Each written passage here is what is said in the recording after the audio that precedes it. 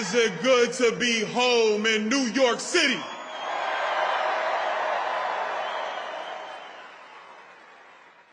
You know, usually I got a lot to say, but this one's special to me. I was born in Brooklyn, New York.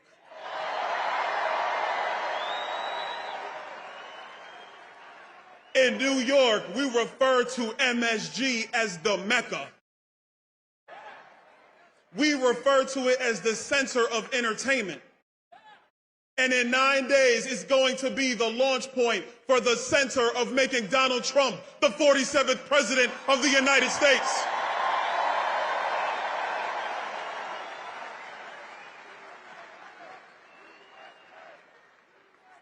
I don't even want to talk about Kamala.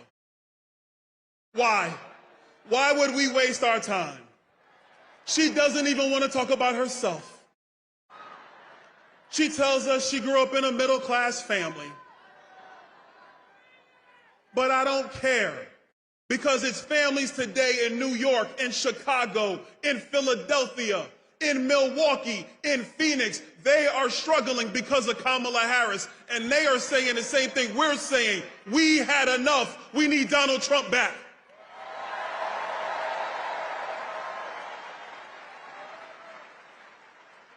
She broke the border. She broke the border and doesn't even have the guts to tell you the truth. But that's okay, because the next president of the United States, he's going to fix the border, because he did it once and he's going to do it again.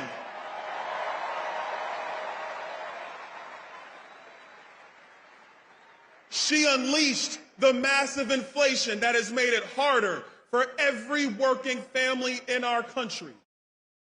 If she was around when I was a kid, it would have devastated my mom, who still lives in Brooklyn. Hi, Mom.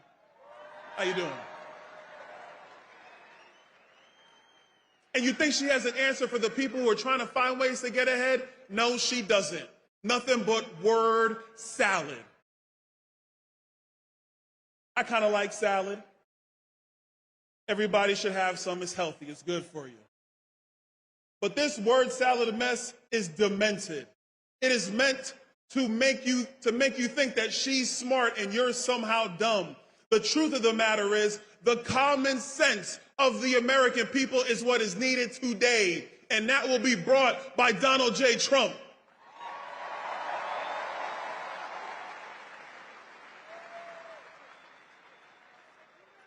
Then you look around the world. Look around the world. She said she was the last person in the room after that disastrous withdrawal from Afghanistan.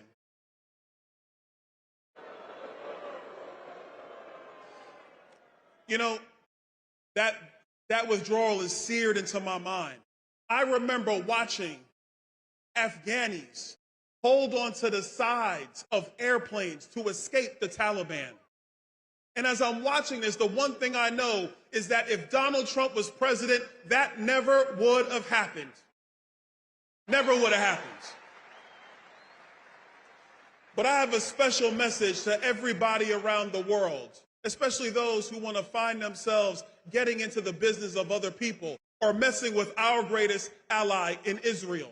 Donald Trump is going to stand by Israel 100% of the way. 100% of the way. And Donald Trump is going to get us out of these wars, because he did it once and he's going to do it again. But the last thing we're going to fix, and it's a big one. You see, I got 3 kids. They're all boys. And I'll be damned if you're going to have some school tell my boys that they can now be girls. Not on my watch. Not on the watch of Donald Trump, I can promise you that. We're going to have common sense in America again under Donald Trump. We're going to get men out of women's sports under Donald Trump.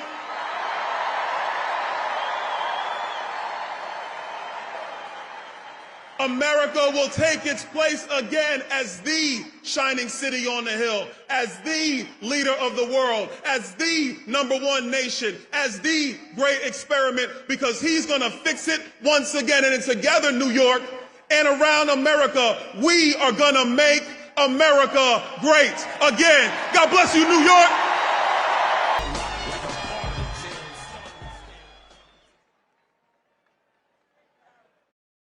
Ladies and gentlemen, please welcome to the stage, Chair of the House Republican Conference, Congresswoman Elise Stefanik.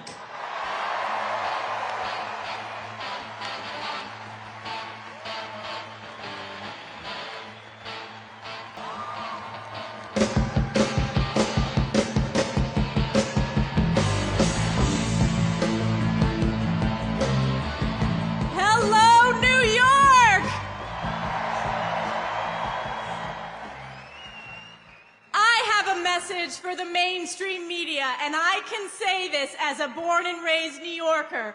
New York is Trump country.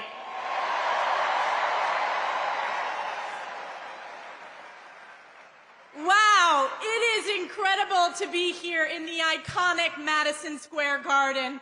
President Trump has been talking about this rally for years, and what a way to kick off the final week of the most epic campaign to save America.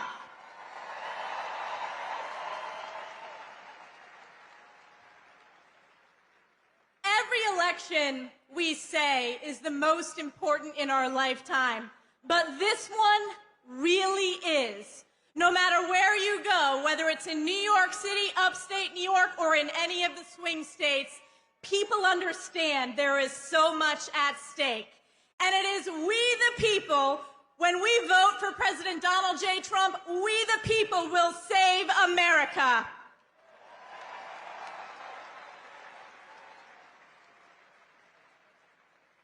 Just look at the crises that Kamala Harris and Joe Biden have brought to our nation and have brought right here to New York.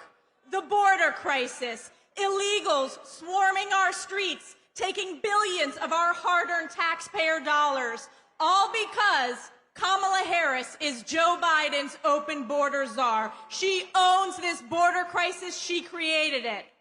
Or the inflation crisis, the highest rate of inflation in our lifetime. And you know who was the deciding vote for Joe Biden's Inflation Expansion Act? Kamala Harris. And the crime crisis. Democrats are the party of defund the police, and Kamala Harris has turned her back on our men and women in blue. New Yorkers, support our police. We will always back the blue.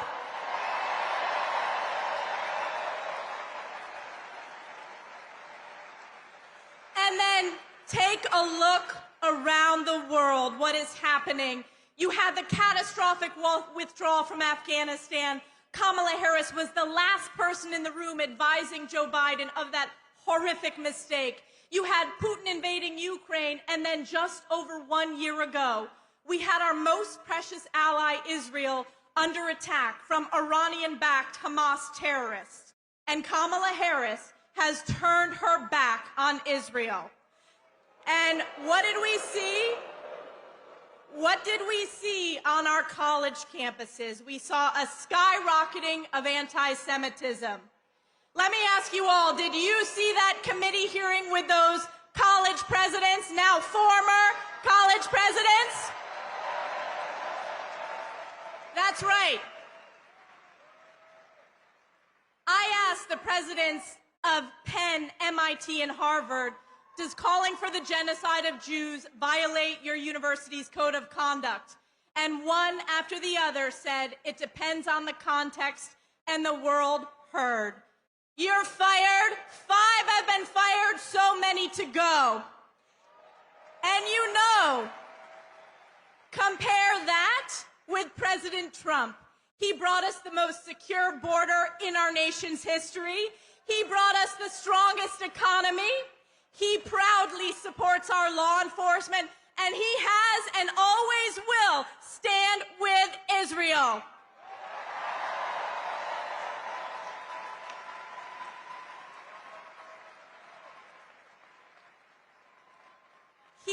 Donald J. Trump has fought for us, the American people. whether it was fighting against the sham impeachment, which I was a proud member of President Trump's impeachment defense team, whether it was standing up for election integrity, or whether it was facing the witch hunts by New York's own Tish James, Alvin Bragg, and corrupt judges. You know, after we fire Joe Biden and Kamala Harris, we're going to fire Kathy Hochul, Alvin Bragg, Tish James. You're fired.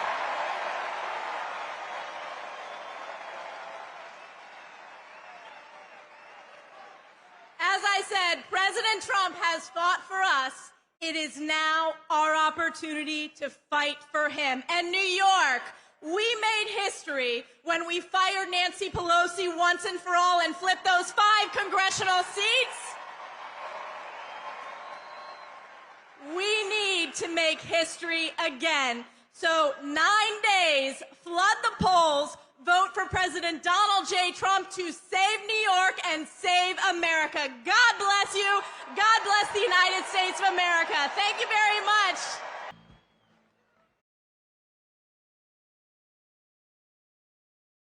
Ladies and gentlemen, please welcome to the stage Speaker of the U.S. House of Representatives, Mike Johnson. Hello, Madison Square Garden. Is New York ready to make America great again? My friends, I came here tonight so excited to be with you. I came off of the field to give you a very important field report. Now, I've been traveling all around the country, nonstop. We've been to the red states and the blue states. We've been to the safe districts and the swing districts. We've been all around America.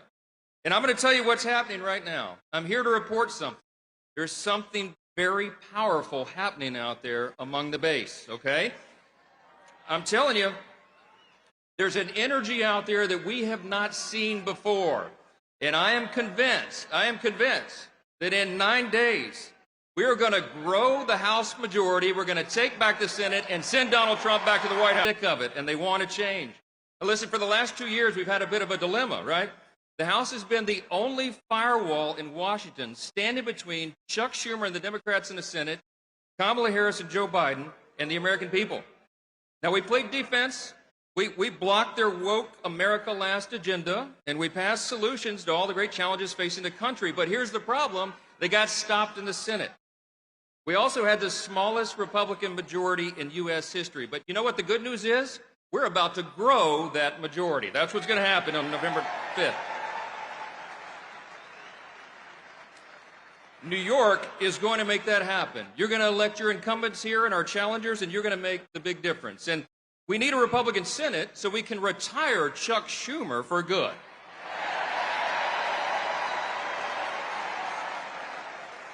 And America needs, and everybody knows, no matter where we are in the country, we know we have to get Donald J. Trump back to the White House so we can get this thing fixed. When we do that, we're going to secure the border once for all. We're going to unleash American energy dominance again. We're going to lower the cost of living. We're going to support our allies and stand up to our adversaries. We're going to defend our rights and our freedoms and the troops and the veterans who fought for them. And we will protect the values and the principles that made America the greatest nation in the history of the world.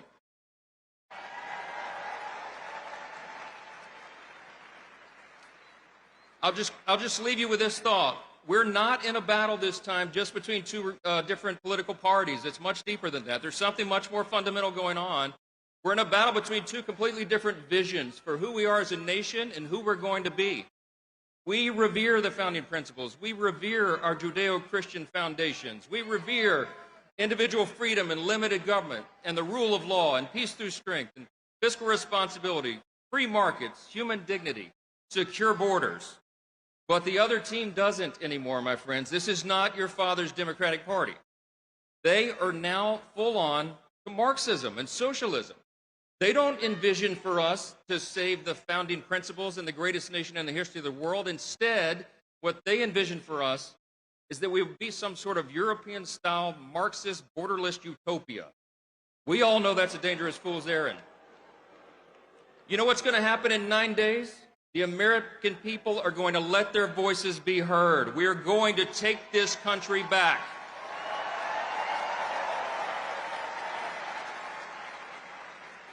We're going to restore the foundations, and we are truly going to make America great again. Thank you so much. God bless you. God bless the United States of America. Ladies and gentlemen, please welcome to the stage Vivek Ramaswamy. I'll tell you something, I don't follow the polls, I don't follow the pundits, but I follow the energy. And this does not feel like second place energy in here tonight. I had a friend of mine, smart guy, he's a billionaire, texted me this morning. And he said, why the hell are you guys wasting your time in New York City instead of going to a swing state? You want to know what I told him? I said, welcome to 2024, New York is a swing state.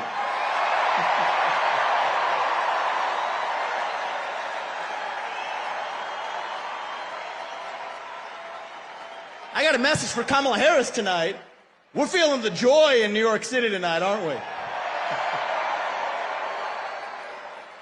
And the only celebration bigger than this one right now is going to be on the evening of November 5th when we send Donald J. Trump back to the White House. Always ends up being, yet we can't even answer what it means to be an American today. We're in the middle of a national identity crisis. Faith in God, patriotism, hard work, family. These things have disappeared only to be replaced by wokeism and transgenderism, climatism, COVIDism, depression, anxiety, fentanyl, suicide. These are symptoms of a deeper void of purpose and meaning in our country. And right now, we need to step up and fill that void with our own vision. Answer, what does it mean to be an American in the year 2024? It means we believe in the ideals of 1776. It means we believe in merit, that the best person gets the job regardless of their skin color, that you get ahead in this country, not on the color of your skin, but on the content of your character and your contributions. That's why we're done with the woke DEI agenda, bringing in meritocracy to America. It means we believe in the rule of law, and I say this as the kid of legal immigrants to this country. That means your first act of entering this country cannot break the law, and that is why if we've had the largest influx of illegals into this country in American history, we will have the largest mass deportation in American history. That is not racist or xenophobic. That is what it means to stand for the rule of law in the United States of America. It means we believe in self-governance, that the people we elect to run the government, for God's sake, ought to be the ones who actually run the government, not unelected bureaucrats in the deep state that are running the show today. So you want another mass deportation? Let's get 3 million federal bureaucrats out of the DC bureaucracy. That's the mass deportation that saves the country.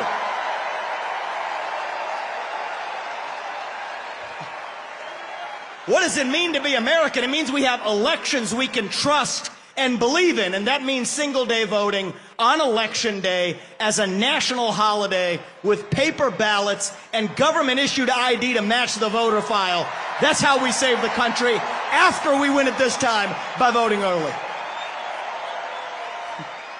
These are not black ideas or white ideas. They are American ideals that set this country into motion. We're in a war to revive them, and right now we need the commander-in-chief who will lead us to victory. That is your next president, Donald J. Trump.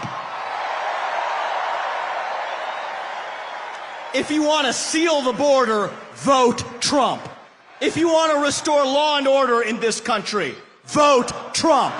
If you want to grow the economy in this country, vote Trump. If you want to revive national pride in this country, vote Trump. If you want to stay out of World War III in this country, vote Trump. If you want to make America great again, vote Trump.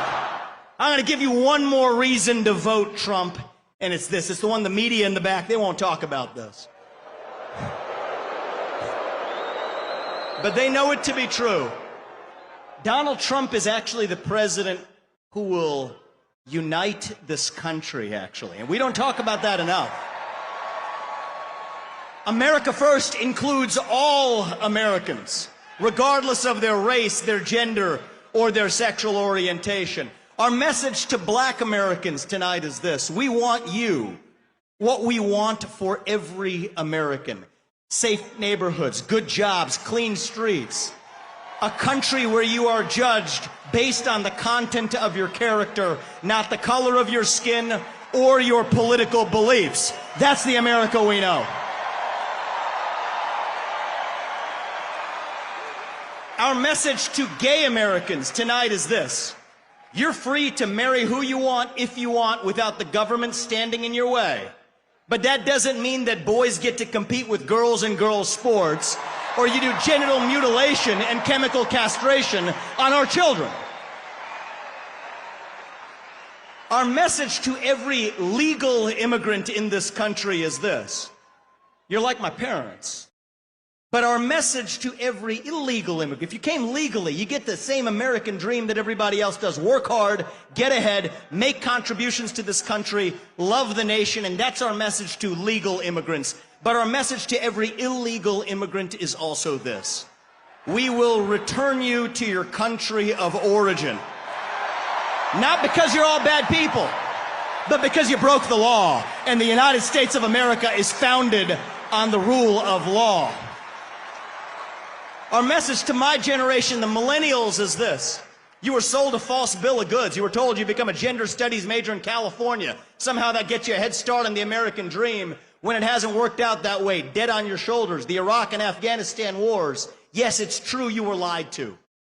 But we can't just be cynical about our country, because this is still the last best hope that we have in the free world. And our message to Gen Z is this: you're going to be the generation that saves the country. You want to be a rebel?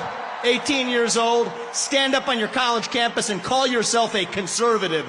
Be proud of it. Say you want to get married, have kids, raise a family, and have a good job. That's how we win in America. We don't have to be this nation in decline. We are still on our way up. We're still that country where we will look our children in the eye and mean it when we tell them, you get ahead in the United States with your own hard work, your own commitment, your own dedication, and that, you know what, you are free to speak your mind at every step of the way. That is the American dream. That is what we are running to. And that is what we get when we send Donald Trump back to the White House this November. Thank you.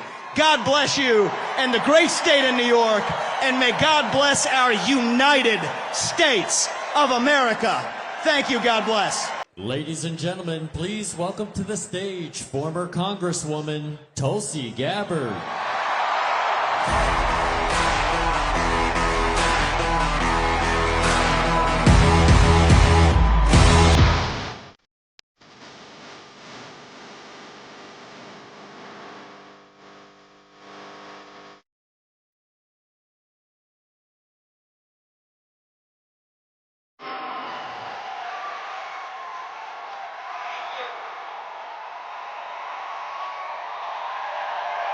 It's my time to take down the kingdom, call out the lions.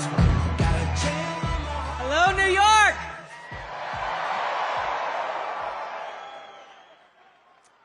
Join me as I say these words. We hold these truths to be self-evident, that all men are created equal, and that we are endowed by our Creator with certain unalienable rights, and that among these are life, liberty, and the pursuit, our ability to live in a truly peaceful and free and prosperous country is on the line. I love you too.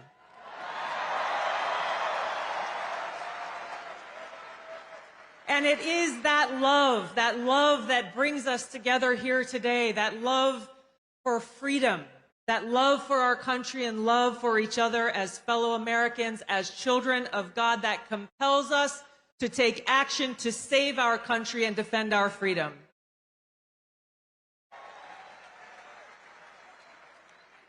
Now, this choice that we have before us is very personal to me. I'm a lieutenant colonel in the Army Reserve. I've served now for over 21 years.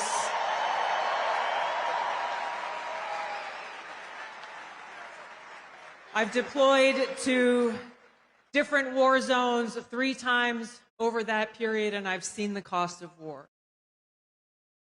For my brothers and sisters who paid the ultimate price, I carry their memories and their sacrifice in my heart every day.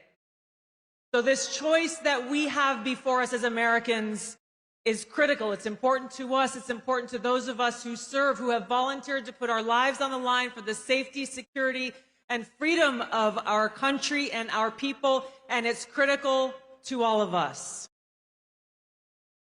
Here is the choice that we have. A vote for Kamala Harris is a vote for Dick Cheney, and it's a vote for war, more war, likely World War III and nuclear war. A vote for Donald Trump is a vote for a man who wants to end wars, not start them, and who has demonstrated already that he has the courage and strength to stand up and fight for peace. A vote for Kamala Harris is a vote for open borders, where known violent criminals and Islamist terrorists are streaming across our borders, placing us at risk. A vote for Donald Trump is a vote for secure borders and safe communities, and a confidence that he will seek out those who seek to do us harm and get them out. A vote for Kamala Harris is a vote for economic hardship, high cost of living, poverty, and homelessness, and a vote for Donald Trump is a vote for economic prosperity and opportunity for every single one of us as Americans. A vote for Kamala Harris is a vote for censorship and a complete erosion of our fundamental and constitutional rights and freedoms. A vote for Donald Trump is a vote for someone who will defend freedom and every one of our God-given rights that are enshrined in the Constitution and Bill of Rights.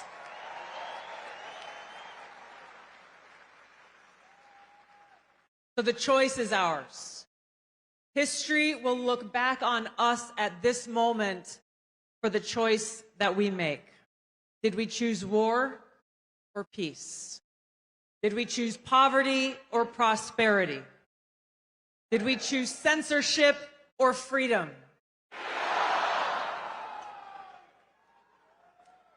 Our freedom and our future is in our hands. We have just a few days left to complete this no-fail mission that we have before us to save our country.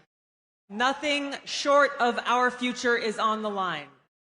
So now, just as we've gathered here today in this historic place and this historic time, we will gather together all across this country, people of every race, ethnicity, religion, and creed, to stand together and defend our freedom and ensure our right to life, liberty, and the pursuit of happiness.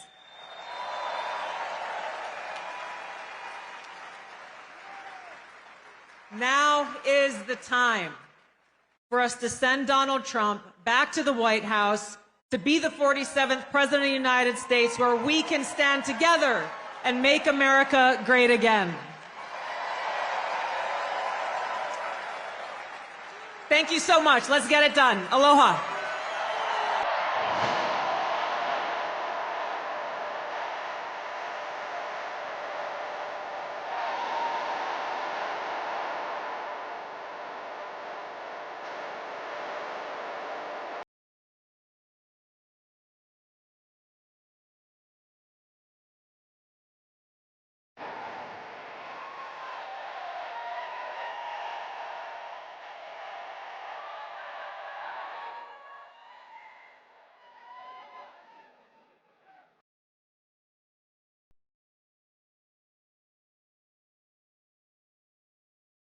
Ladies and gentlemen, please welcome to the stage former presidential candidate, Thank you, New York. Thank you.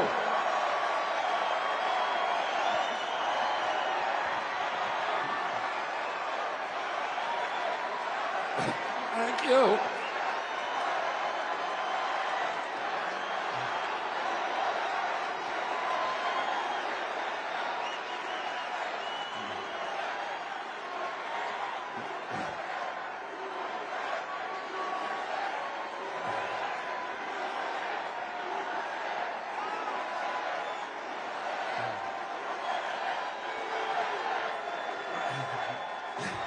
Thank you.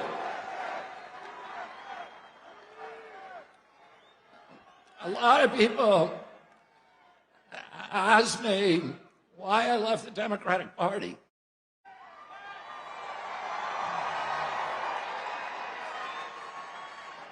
And I say, I didn't leave the Democratic Party. The Democratic Party left me. This is not the party anymore of Martin Luther King, of Robert Kennedy, of John Kennedy. That was the party of peace. It was the party of constitutional rights, of civil rights, of freedom of speech. It was the party that wanted to protect and nurture the middle class. It was the party that stood up to censorship, to surveillance, that stood up to the CIA, to the military complex, military-industrial complex. And it was the party that wanted to protect public health and women's sports. My uncle, Ted Kennedy, wrote Title IX, which protected women's sports in college.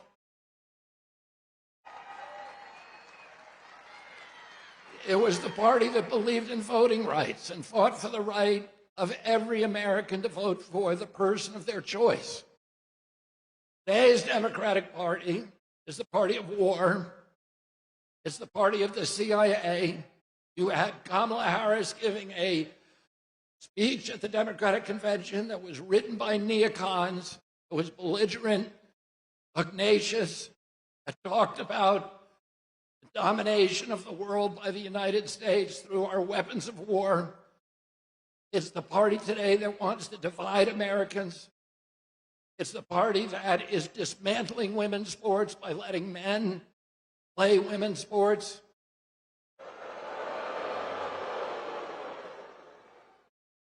It's the party of Wall Street. It's the party of Bill Gates, who just gave $50 million to Kamala Harris. It's the party, and the Harris campaign is very proud that it received the endorsement of 50 former CIA agents and officers, and of John Bolton, and of Dick Cheney. These are the people that gave us the war in Iraq, the worst foreign policy catastrophe that's ever happened to this country. These are the people that gave us the Patriot Act, that launched the surveillance state. These are the people that are trying to undermine voting rights in this country by weaponizing the federal agencies against political candidates, including me and Donald Trump and all other political candidates that can't win an election. And instead of bringing in a candidate who wins the primaries, abolish the primaries, and then pick two candidates, anointed them without receiving votes. We don't even know how Kamala Harris received the nomination.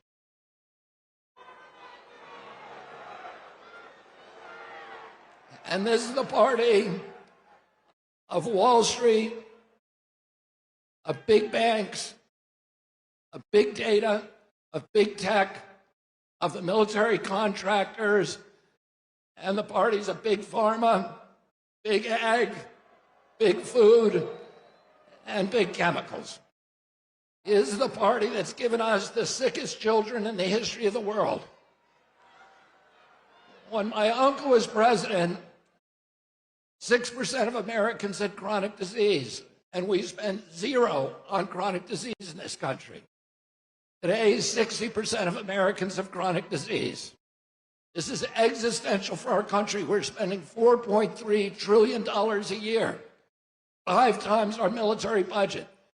77% of American boys cannot qualify for military service because of chronic disease diagnoses. This is existential for our country. President Trump called me 3 hours after his shooting. He said, would I come and sit down with them? And he said to me during that meeting, he said, there are some things that we can agree on and some we disagree on, but the landscapes on which we agree are so much larger. He said, I want to end the wars.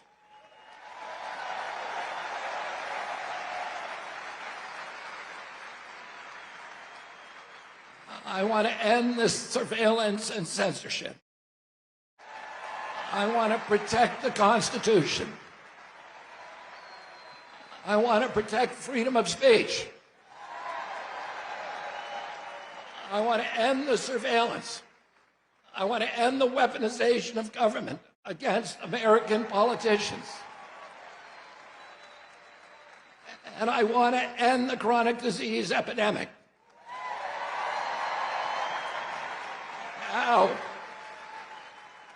don't you think that we deserve a president in this country who's going to restore the moral authority of the United States of America? Don't you think that we deserve a president who's going to end the warfare state and rebuild the middle class? Don't you want a president who's going to put America first?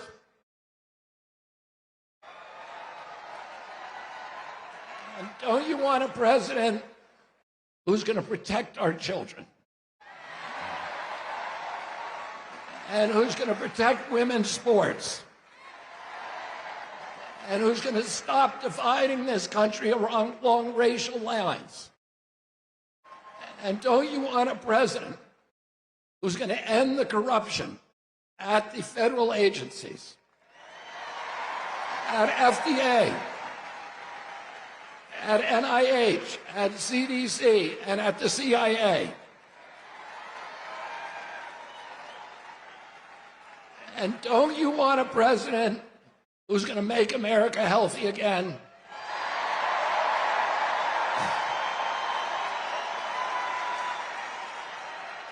And don't you want a president who's going to make America great again? And we need to go to the polls on November 5th and vote for Donald Trump. God bless you and God bless America.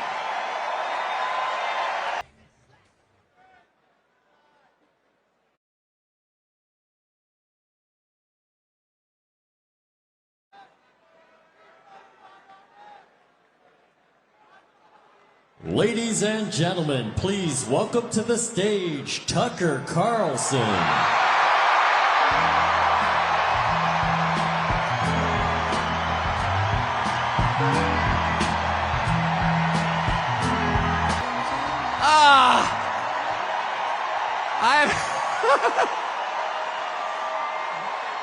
I saw the Grateful Dead in this arena in 1987. I was seated right there. How weird. It's such an honor to be here, and it's wild. Just another day following Bobby Kennedy Jr. at a Donald Trump rally in Madison Square Garden. I mean, what? That's totally normal. Liz Cheney's out there with Kamala Harris. And there's Bobby Kennedy calling to protect women's sports at a Trump rally. It's a realignment. It's unbelievable. And the fact that it's here is even sweeter. Imagine if you're, and just pause for one moment. Imagine you're Donald Trump. You're from New York City. You become famous in New York City. You make your fortune in New York City. And all of a sudden, the leadership of New York City decides they're going to destroy you because they don't like your politics. And so they, yeah, boo. Imagine if that were you, though. And they try and take everything that you have. They try and put you in prison. They try and put your children in prison. If that happened to you, how often do you think you'd be going back to New York City? How about never? And yet he's here. It's like getting thrown out of a bar. And you think to yourself, well, you know, all my friends are in the bar. And you approach the door and there's the bouncer like, you're not allowed in here. But from behind the bouncer, you hear the cheers of your friend, come on in! And the bouncer hangs his head in shame. He's embarrassed that he's working for the man trying to keep the most popular person out of the bar. And that's Donald Trump back in the city that produced him with no embarrassment at all, in a room full of his friends. The stones that takes, the bravery that takes, is incredible. Donald Trump's gonna win. He's gonna win. I know that that's true. Why is Donald Trump gonna win? The people he's about to defeat have no idea. And they're panicked. They have no idea why people like Donald Trump. And their first theory was, well, Donald Trump is evil, so half the country's evil also. And that's one of the reasons they spent the last 4 years trying to destroy the country, because they're mad at its voters for liking Donald Trump. How much easier would it have been just to pause for 20 minutes and ask yourself honestly in some silent place, why do people like Donald Trump? And if they had been honest enough to ask themselves that question, they would have come up with the two main reasons, and here's what they are. The first reason that people like Donald Trump is because he likes them. That's why. And it's real. Affection is something you can't fake. I don't care how many times Kamala Harris would tell me she loves me, I don't believe her. I saw her kiss her husband with a mask on. A mask on. That's her version of love. It's fake. It's not real. They spent 10 years telling you Trump is a hater. Do you feel that on him? No, you don't. Because it's not there. I've spent a lot of time with Trump. And there's not one moment I've ever been with him off camera where he's spending his time grousing about people he hates. Ever. He's talking about the people and the country he loves in his private time. Trust me.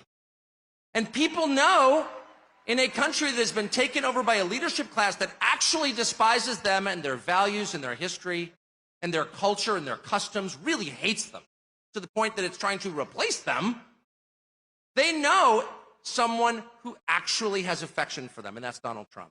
And it's requited. It's requited. They know. When he goes to McDonald's and serves fries, like, he's not faking that at all. That's why that worked. Democratic media consultants are like, how is that working? Because it's real. That's why. And the second reason that people love Trump, and I put myself in this category, it's why I'm here today, is because he's liberated us in the deepest and truest sense. And the liberation he has brought to us is the liberation from the obligation to tell lies. Donald Trump has made it possible for the rest of us to tell the truth about the world around us. And that's the single most liberating thing you can do for people. If you want to enslave people, if you want to degrade them, force them to tell lies. And they have. They forced us to lie about everything at gunpoint, effectively. They put people in prison for refusing to lie. And not just the obvious lies that men can become women, or Vladimir Putin blew up the Nord Stream pipeline. No, honestly, he did. January 6th was an insurrection. They were unarmed, but it was very insurrection-y. Not even the obvious ones, but the big lie. You know what the big lie is? The big lie is that they're impressive. That's what the big lie is. That the people in charge have somehow earned the right to rule over you, and they haven't. And you know that. These are the single most useless people in the United States. They have no skills whatsoever. They've got 3/4 of the money, and they didn't earn it. They set up a system precisely for the purpose of awarding themselves wealth and power when it's undeserved. You look at Liz Cheney and you ask yourself honestly, what skill could she possibly have that allowed her to send hundreds of thousands of people to their deaths? Did she earn that? I don't think she did. No fair system would make Liz Cheney powerful. No fair system would make Larry Fink rich. No fair system would elevate someone like Kamala Harris to a presidential nomination. She's never been accused of doing anything useful. She has precisely no achievements. She's a nominee without getting a single vote. She is a metaphor for the system they created to make themselves rich and powerful, and then they have the gall to lecture you, the people who can actually change a flat tire and repair a power grid, who have useful jobs, who pay your taxes and work 40 hours a week, lecture you that you are somehow immoral. And Donald Trump has empowered the rest of us through mostly just sticking around in the face of their hate and abuse and persecution. He has given the rest of us the right to call BS on the charade. No, you are not better than us. No, you are not smarter than us. No, you do not deserve what you have. You probably stole it. No, you're not going to bully me into silence anymore. And I can promise you at this point, 9 days out, when Robert F. Kennedy Jr. and Elon Musk and Tulsi Gabbard and pretty much every high school senior and college shorty girl in the country has come out finally say, yeah, I am for Donald Trump, actually. When the entire country has realized there is nothing embarrassing about this, what's embarrassing is to take a perfectly great country and destroy it, as they have. I'm not ashamed, you should be. At that moment, it's going to be pretty tough for them 10 days from now to look in the eye to America with a straight face. It's going to be pretty hard to look at us and say, you know what? Kamala Harris, she got 85 million votes because she's just so impressive. As the first Samoan, Malaysian, low IQ, former California prosecutor ever to be elected president, it was just a groundswell of popular support. And anyone who thinks otherwise is just a freak or a criminal.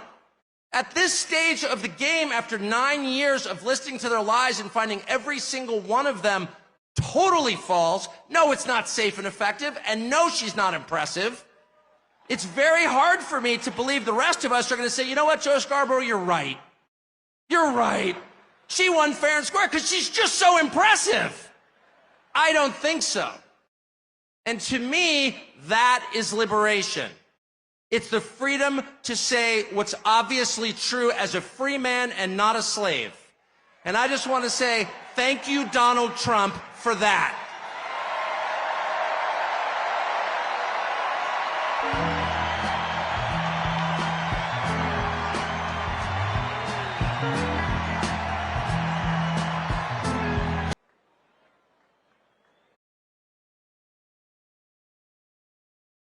Ladies and gentlemen, please welcome to the stage professional wrestler Hulk Hogan. I am a real American, fight for the rights of every man.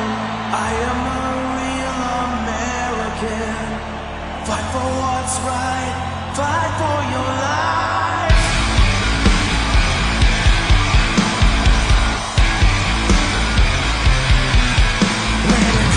Crashing down and it hurts inside. You gotta take a stand, it don't hurt to hide. If you hurt my friends, then you hurt my pride. I gotta be a man, I can't let it slide. I am a real American, fight for the rights of every man.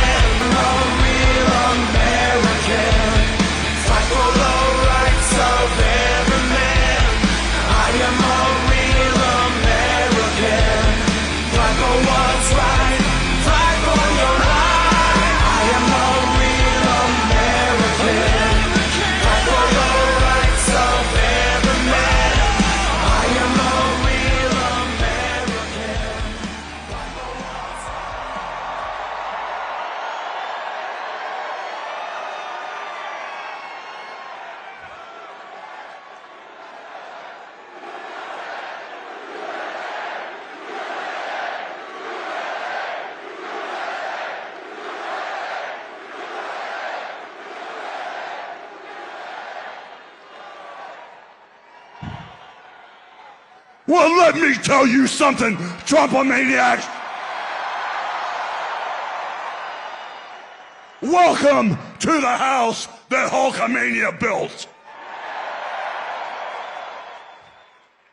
You know something? Usually when I'm in Madison Square Garden, I'm body slamming giants. I'm winning world heavyweight titles, and I'm cracking people over the heads with steel chairs. And the energy in Madison Square Garden is off the Richter scale. But today, Trumpomaniacs, the energy in here is something like I've never felt. The energy of all these Trump-maniacs is the most powerful force in the universe. And today, this is Donald Trump's house, brother.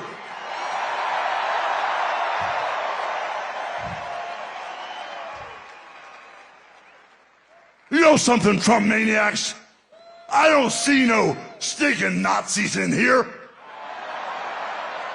I don't see no stinking domestic terrorists in here.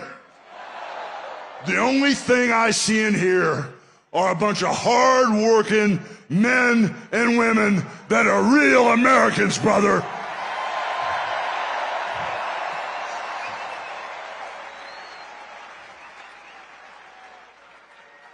You know, when I hear my president and our president, Donald Trump, speak, he sounds for real, brother.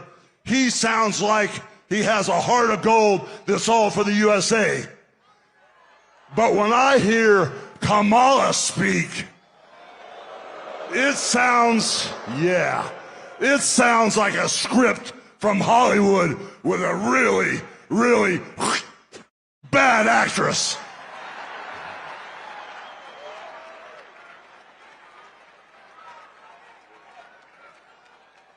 You know, Kamala is responsible for the border crisis, and Kamala is also responsible for inflation.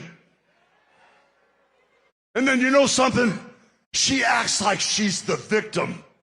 And then all of a sudden, she flips, she flops, she spins and turns it around and acts like she's gonna be the damn hero. But we all know Trump is the only man that can fix this country today. And with Trump as our commander-in-chief, peace through strength will fix all the problems in the Middle East. You know, I've been coming to this building month after month after month, and I've seen sold-out crowds over and over again for over 40 years. And for 40 years, I've always asked the question, what you gonna do? Over and over and over again, what you gonna do?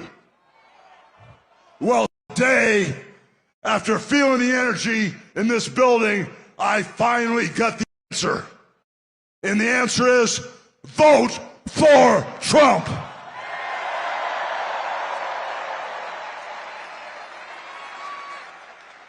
So now, I got a couple questions for you. What you gonna do about the border invasion? What you gonna do about inflation? What you gonna do about keeping America safe, brother? And what you gonna do about putting God in our homes, in our country, and our schools? So I guess we're all on the same page. So I got one final question for you. What you gonna do, and who's gonna make America great again? God bless Donald Trump. He's our next president.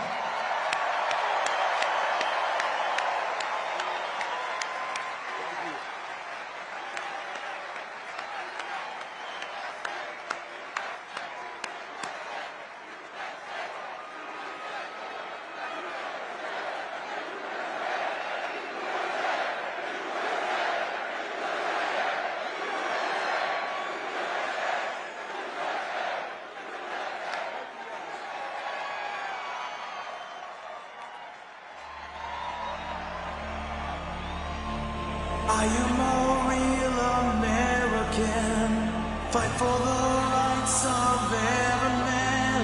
I am a real American, fight for what's right, fight for your life.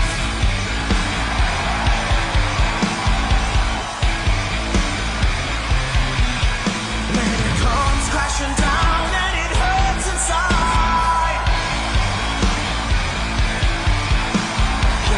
take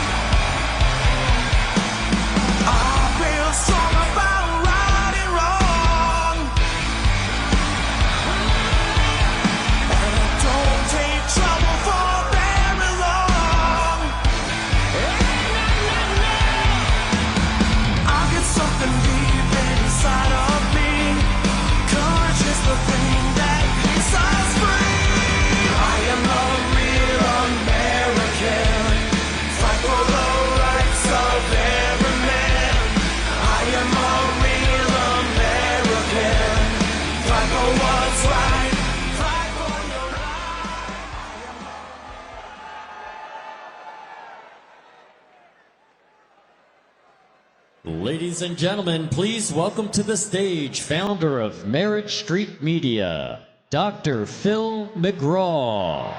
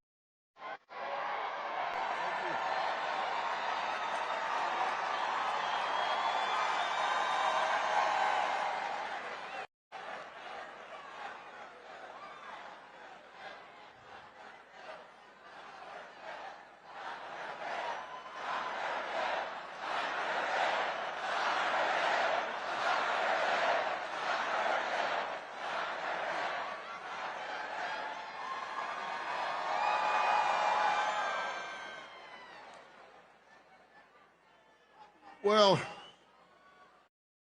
you guys look just like you do when I'm on TV.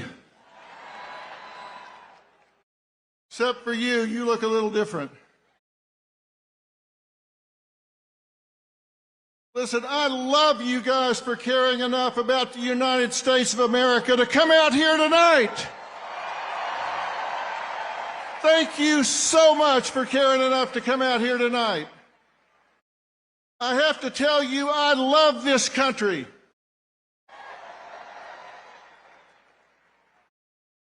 I do. I love this country. I stand up when our flag goes by. I put my hand over my heart when they play our national anthem. And I'm so proud to see so many people take time out of their day to come out here and stand up for this country.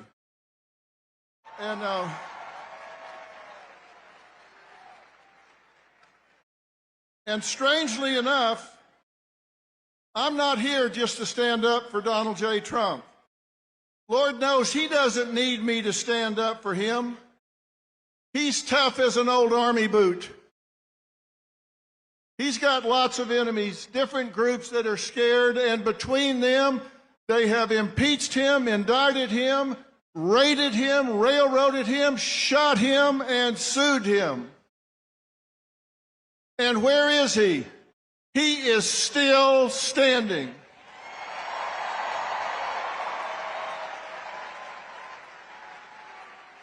He just keeps on coming because he loves this country too. I can be honest and say, I can be honest because we have free speech in America. I can be honest and say I don't like or agree everything that Donald J. Trump does or says. I mean, come on. Nobody agrees with everything or likes everything somebody else says or does, right? No human is perfect. We don't strive for perfection, we strive for excellence. But you don't have to love everything about someone in order to love them. And the last thing he needs is some celebrity endorsement. What the hell do I know? I know I'm no celebrity to begin with.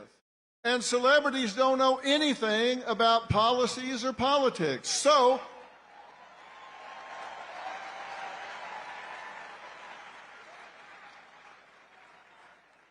only difference between me and them is I'm willing to admit it. So, why am I here? Well, I'll tell you why I'm here. I'm here to talk to and stand up for the people who have declared their support for Donald J. Trump, or they got found out, or they want to do it, but they're too intimidated. Because you know what happens when somebody in this country says, hey, I'm going to vote Republican, I'm going to vote Donald J. Trump? They get canceled, intimidated, marginalized, excluded, or even fired or boycotted. And you know what that means? In short, that adds up to being bullied. And now we're talking about something I know a hell of a lot about. Now you're in my wheelhouse, buddy. I may not be an expert in politics, but I am an expert about bullying. And bullying is when you seek to harm somebody, you seek to intimidate, coerce, cause distress, fear, risk to their well-being. And it can be physical, verbal, relational, or cyberbullying. And it's always wrong. You said it, my friend. It is always wrong when you bully somebody. And that's what's going on. Now, let me tell you what the critics are going to say when they hear me talking about this. They're going to say, well, now, wait a minute. Come on.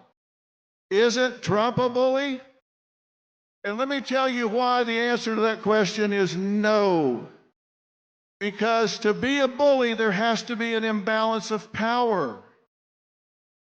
And when there's not, it's just called a debate. And he's just better at it than anybody else.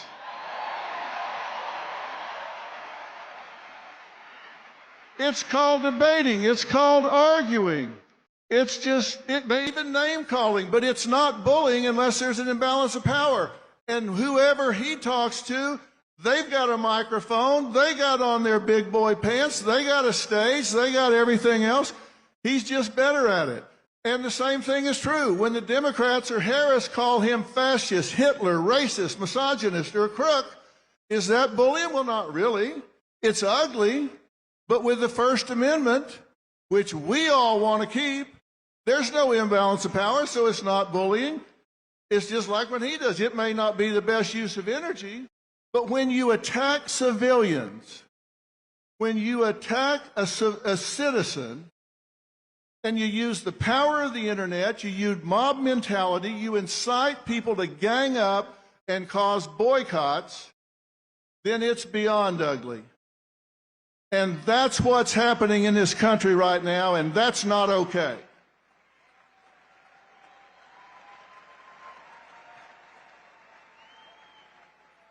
There is an imbalance of power there, and it's time that every one of us close ranks. We have to stop this now. It's time that we push back against cancel culture. It's time that we push back against intimidation tactics. And that is exactly the reason that I launched Merit Street Media, which, by the way, we didn't choose the name for that by random. Merit Street Media. This country was built on hard work, added value, and talent, not on equal outcome, not on DEI. This country was built on hard work, and it needs to continue to be built on hard work. And the legacy media has sold out. The legacy media has sold out. And I'll tell you, one night, I was sitting at dinner with my wife, Robin, and I was complaining as we were flipping around and listening to the spin on what's supposedly news. And I said, damn, I'm tired of listening to all this media spin and everything. And without even looking up, she said, well, you are the media. Why don't you do something about it? She said, you got bigger ratings than the four of them combined. Why don't you do something about it? Well, as usual, she was right.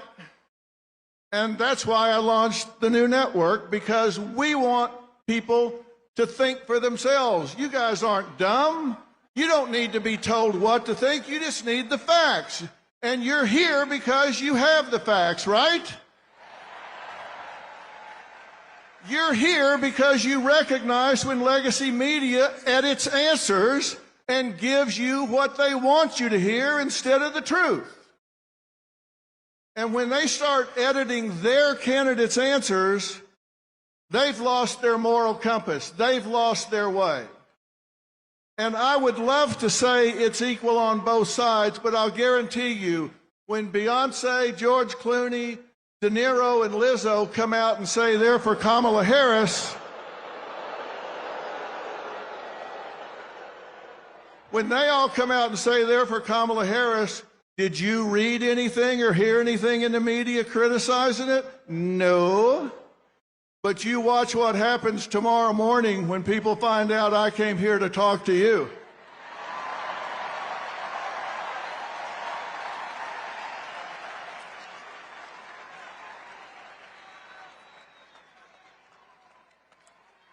You say this in Hollywood and all of a sudden you ain't got a job. Problem is, I don't need one.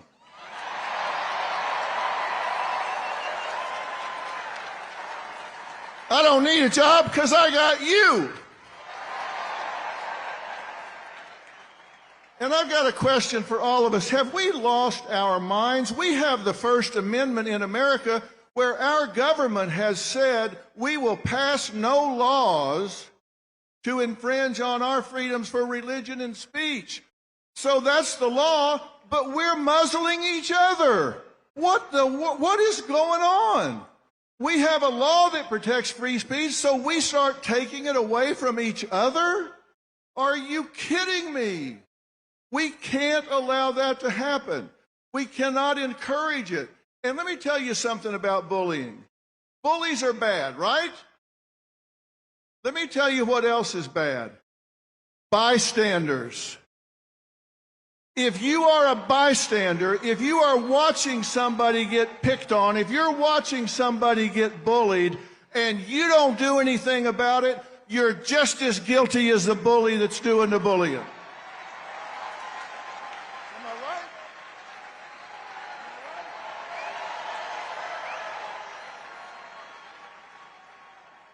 I have talked to so many children in schools that tell me the worst feeling they've ever had is being bullied and feeling alone and abandoned when they are picked on and intimidated, when they wished even one person, even one other kid would step up and say, hey, come sit with me at lunch. Don't sit in a stall in the bathroom and cry your way through lunch and eat alone. We're not going to let you be alone.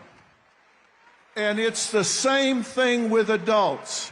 Adults don't want to be cut out of the herd and feel like they're alone. The number one need in all people is acceptance. The number one fear is rejections, and bullies, they prey on that. We must claim the right to our point of view. We must be critical thinkers, and when you see somebody being picked on, then you've got to be willing to step up and say, hey, I'm with you. Don't let that happen. And you've got to know why you're strong on the issues you're strong on. You've got to know why you're strong on affordability and safety and security and the border and family care for men and women and law and order and your core values for your children's education and our military. Know why you're where you are. And when you come to your friends and coworkers being bullied, don't be a bystander. Don't be a bystander. You can't let it happen. When you say you love America, that's a verb. That also means you love Americans. You've got to push back and call out the bullies. You've got to stand with those that have targets in their lives. Targets if they're picking on them by calling their jobs to get them fired. Boycotts or kicking them out of their jobs at church or their groups at church. I've spent 45 years listening to people. And I was just in North Carolina and after the hurricane hit down there. And you know what? I saw neighbors helping neighbors, and not one of them asked, are you a Democrat or a Republican?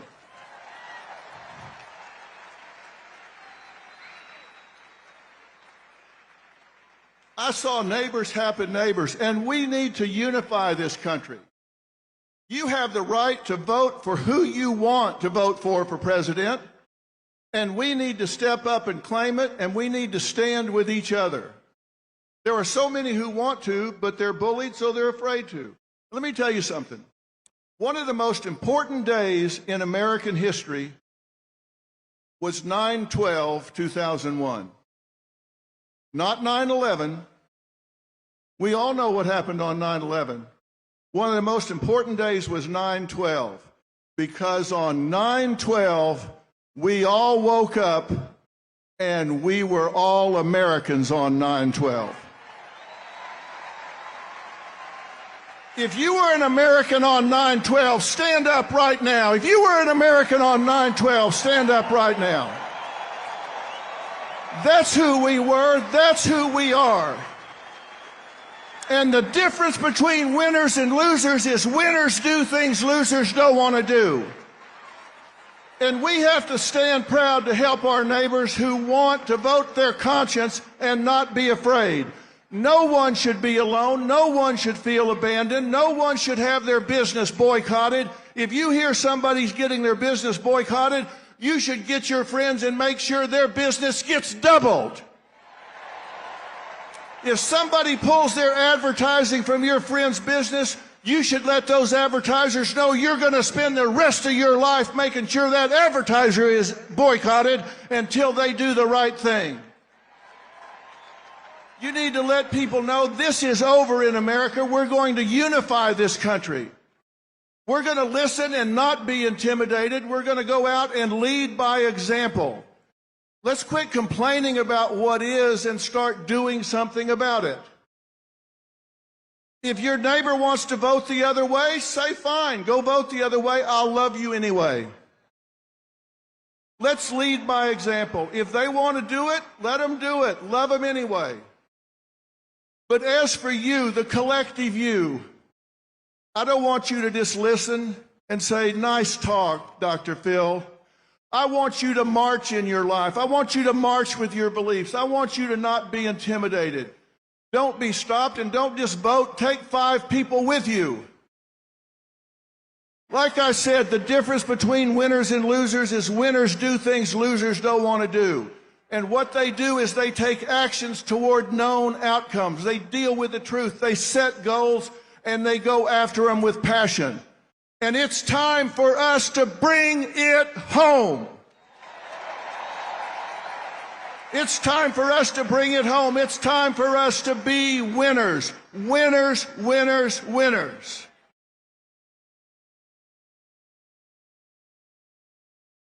I started by telling you I love this country. I'll finish by telling you I love this country, and I love you for loving this country. God bless you, and God bless the United States of America.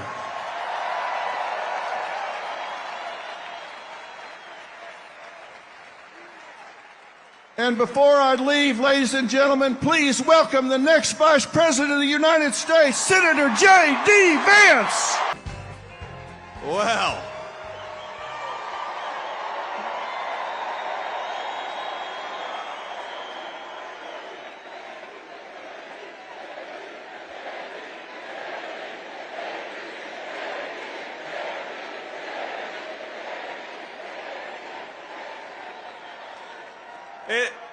it is an honor to be here with all of you at Madison Square Garden.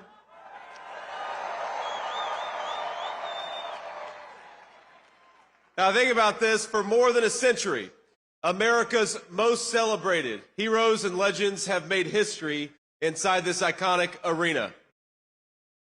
This, where we stand, is where the greatest of all time, Muhammad Ali, faced Joe Frazier in the fight of the century. It's where the King, Elvis Presley, played for 80,000 screaming fans. It's where the immortal Hulk Hogan pinned the Iron Sheik and let Hulkamania run wild. And now, on the eve of the most important election in our history, the greatest champion of them all, Donald J. Trump, has come to Madison Square Garden.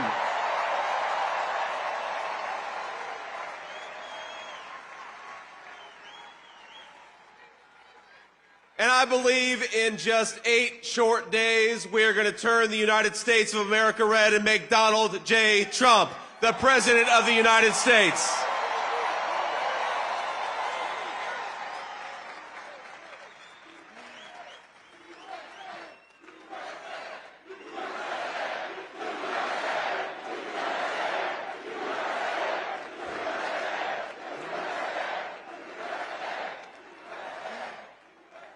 Now, my friends, I've got the easiest job in American politics.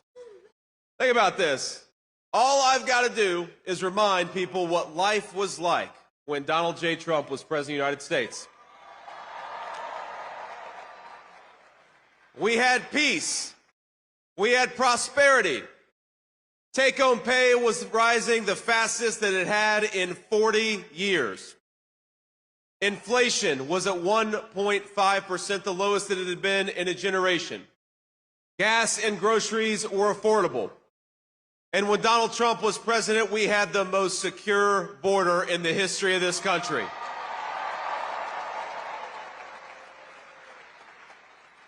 That's the Donald Trump record, and that's a record that's going to win in just 9 short days.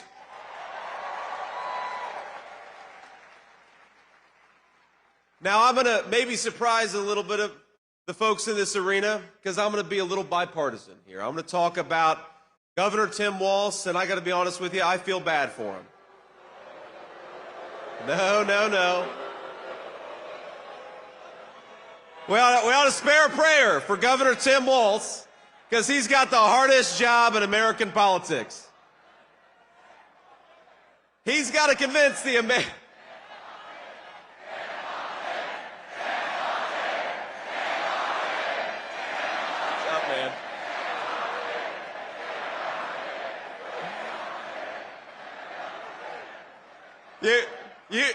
You all can say that. I probably shouldn't say that. But think about our friend Tim Walz has got to convince the American people that Kamala Harris is going to somehow fix the very problems she's been creating over the last 3.5 years. He's got to pretend that Kamala Harris didn't open up the southern border and let millions of illegal aliens in, even though we know she did. He's got to pretend that Kamala Harris didn't cast the deciding vote on trillions of dollars of new spending, which created the worst affordability crisis in 40 years in this country. And he's got to pretend that Kamala Harris actually has ideas in her head for how to govern the United States of America. Now, if you are the praying type, and I imagine a lot of us are, please say a prayer for Tim Walz because they're asking him to do the impossible. Kamala Harris acts like she's the candidate of change when she's been in office for 4 years. She says she can fix everything, but Kamala, day one was 1,400 days ago. What the hell have you been doing that whole time?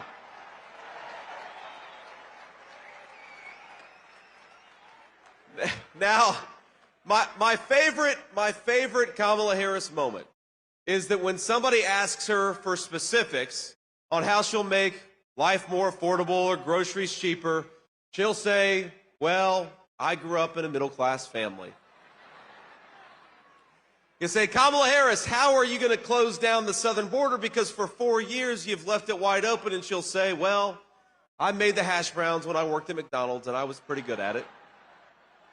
And anybody with a lick of common sense is saying, Kamala Harris, you didn't answer the question. You didn't actually tell the American people how you're going to fix what you broke. And I got to be honest with you, even on that McDonald's answer, I'm not sure that she ever worked at McDonald's. In fact, I think our president, Donald J. Trump, has probably worked at McDonald's for longer than Kamala Harris has.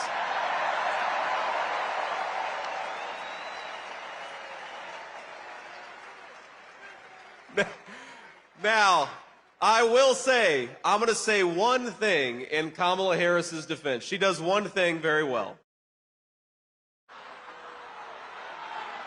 Look at this. You guys, you weren't expecting me to be so bipartisan, but I will say this for Kamala. that every time she does an interview, I think Donald Trump picks up about 100,000 votes.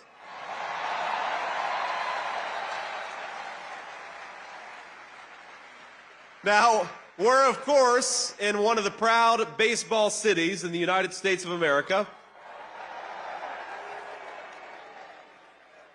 So you know the problem with a softball interview is that you've got to be able to hit a softball still. And that's the problem with Kamala Harris, is I don't think that she could hit a T-ball based on what we've seen over the last couple of weeks.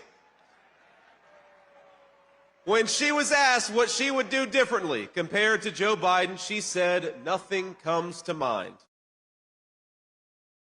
She's running on how she's going to be different, but she couldn't name a single thing that she would do differently than Joe Biden. Now, I will say that could be the Kamala Harris official campaign slogan. Kamala Harris, nothing comes to mind.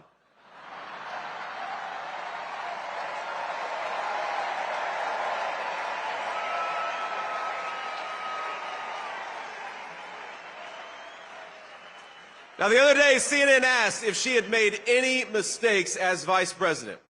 Now, here's what she actually said, and I am quoting word for word. She said, in my role as vice president, I mean, I've probably worked very hard at making sure that I am well versed on issues, and I think that is very important. It's a mistake not to be well versed on an issue and feel compelled to answer a question. Now, I have no idea what any of that means, and frankly, neither do any of you. None of us know what the hell she says. Now, she may not be able to name any of her mistakes, but the American people sure can. And 9 days from now, we're going to tell Kamala Harris, you're fired, go back to San Francisco where you belong, get the hell out of the White House.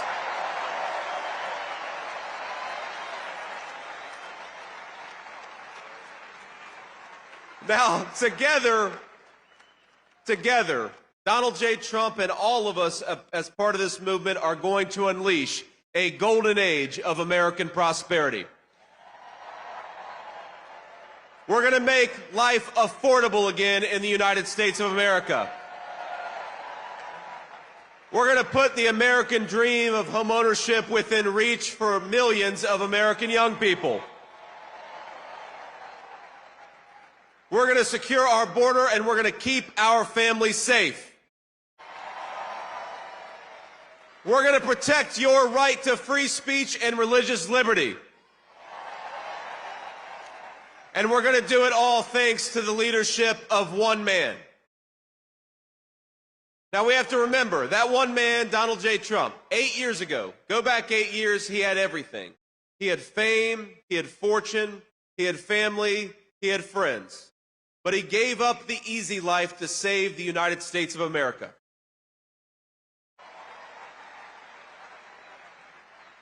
When they couldn't beat him, they tried to bankrupt him. When that didn't work, they tried to impeach him. When that didn't work, they tried to put him in federal prison, and when that didn't work, they even tried to kill him. But as sure as the American flag still waves, Donald Trump still stands, ready to fight, ready to win, and ready to make America great again. God bless you all. Thank you so much. Let's do it.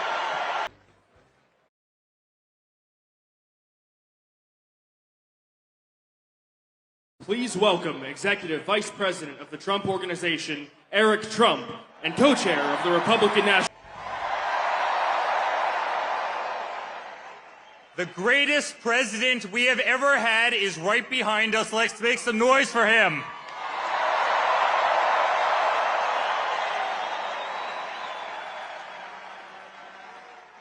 Guys, this isn't politics. This isn't politics. This is a family. It's hard. We love you too. We love you too.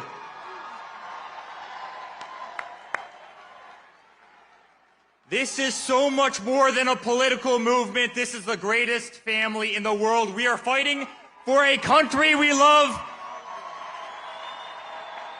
We are fighting for the American flag. We are fighting for the Constitution. We are fighting for our liberty. And as a family, we've been out there every single day over the last 10 years. They've tried everything they could to destroy my father, to destroy us. Dirty dossiers, Russian hoaxes. They tried to impeach him twice. They went after his Supreme Court nominees. They threw him off of Facebook. They threw him off of Twitter. They threw him off of Instagram. They tried to take away his First Amendment right. Guys, they tried absolutely everything. They weaponized every DA and every AG in this country to try and take down my father. Here in New York, they did exactly that. Alvin Bragg, Letitia James.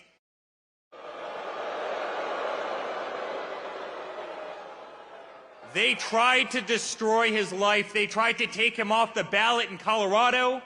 They tried to take him off the ballot in Maine. They tried to subdue the vote of literally hundreds of millions of Americans who absolutely adore the guy. Guys, it's been political lawfare every single day. And then somebody tried to kill him.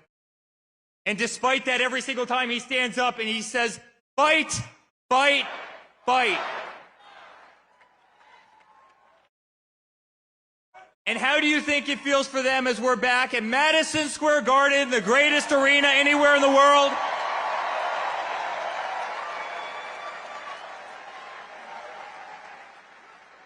Guys, I saw the Rangers play here and win the Cup in '94. Every Knicks game, every concert, the greatest arena anywhere in the world.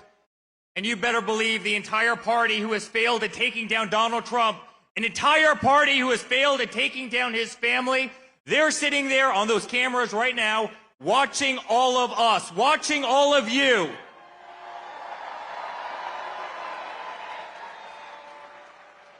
Almost 200,000 people tried to get into this event tonight.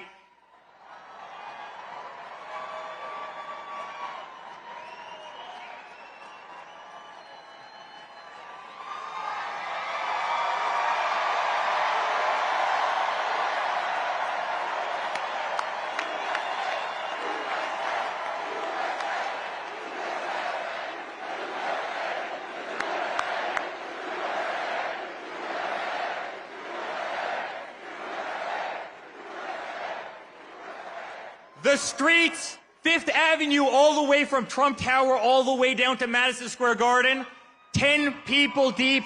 That's how much love there is in the greatest city anywhere in the world. Guys, in 9 days, we're gonna win. We're gonna win.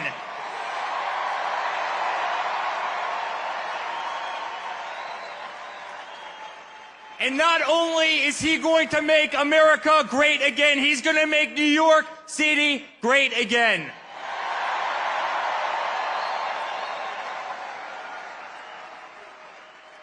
So on behalf of our entire family, thank you. Thank you for being on the greatest ride I could have ever possibly been a part of.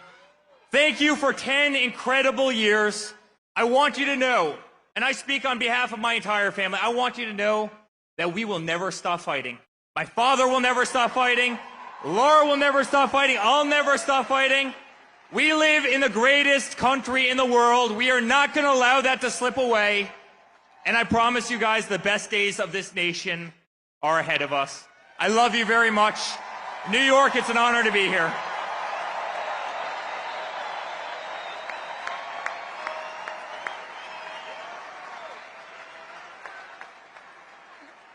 All right, y'all aren't done with us just yet. I'll say a few things if that's okay with everybody here. Can I just say how honored I am to be the co-chair of the Republican National Committee for you guys? I'll tell you something, we're making sure that we have free, fair, and transparent elections and nobody's cheating in 2024. Guys, we are 9 days away from making sure we send a loud and clear message to the mainstream media, to the establishment, to the Democrats, to Hollywood, that it is not them. It is we, the people, who choose our president, and we're choosing Donald J. Trump.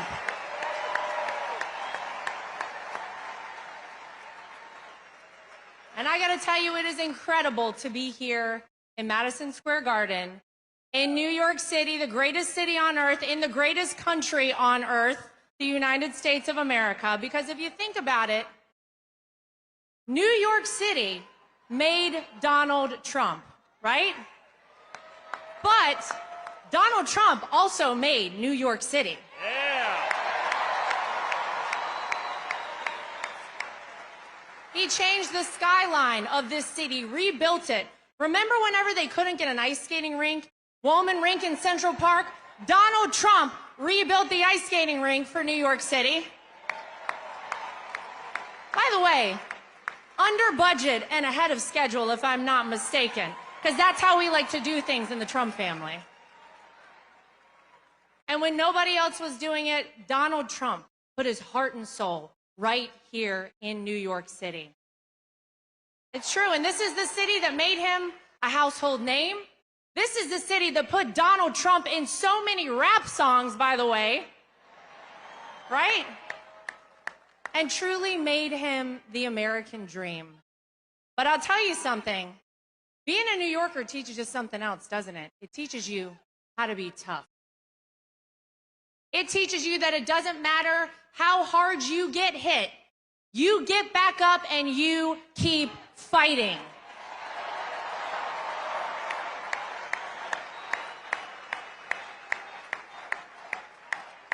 When they impeach you, you keep fighting.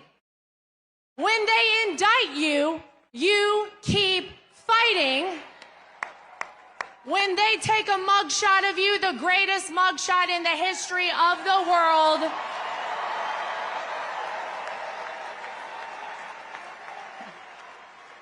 you keep fighting. And when an assassin's bullet strikes you, you don't lay down. You get up, you stand strong, and you keep fighting, right? Now, in case you guys don't know, Donald Trump likes to go places nobody expects him. Anybody hear about a little rally up the street in the Bronx? Yeah. Does anybody know the last time a Republican president campaigned in the Bronx? It was Ronald Reagan, and ladies and gentlemen, he turned New York red. I'm just saying.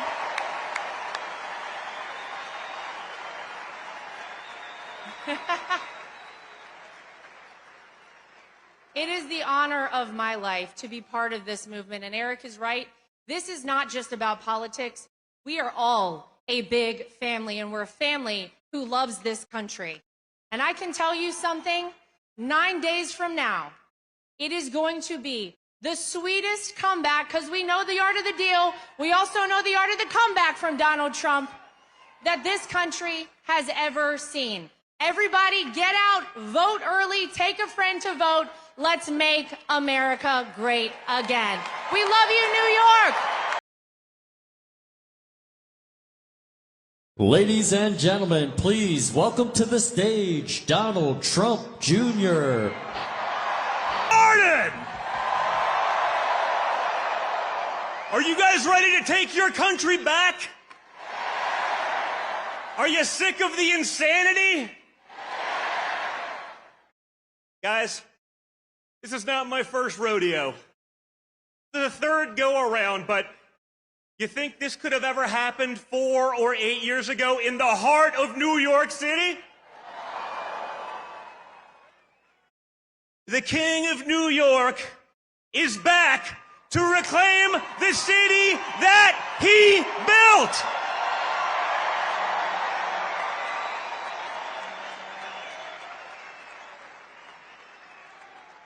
My father changed the skyline of this city. He fixed the things that incompetent bureaucrats couldn't handle.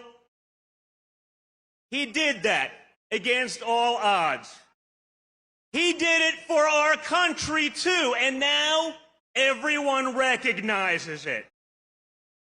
What's unique about this election, folks, you've had 4 years under both leaders.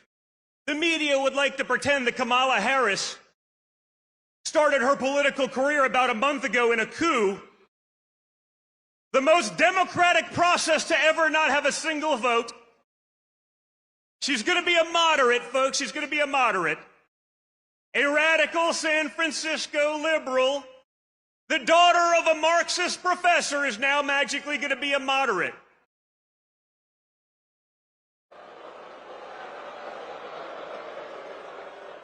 No one's buying it anymore. You know why? Because they've been lying to you for the last 9 years, and you're not buying their crap anymore. You've had enough. The fact that I could drive here today with my father for like 25 blocks and watch the streets of New York lined up with red MAGA hats tells us everything you need to know. You had 4 years under Donald Trump, and despite the most vicious opposition from the media, from big tech, from the Democrats, and even from the weakling Republicans, you got results. We got peace deals done. Our enemies weren't invading their neighbors. The economy grew. Inflation was next to nothing. And then Kamala Harris and Joe Biden took over, and everything went to hell like that. I keep watching it in the news. It's amazing. Kamala Harris is going to fix all these things. I say, you know what? Why hasn't she started fixing them? You know, you've had 4 years. Why didn't you maybe get going? You're going to wait till January 20th? Americans are suffering.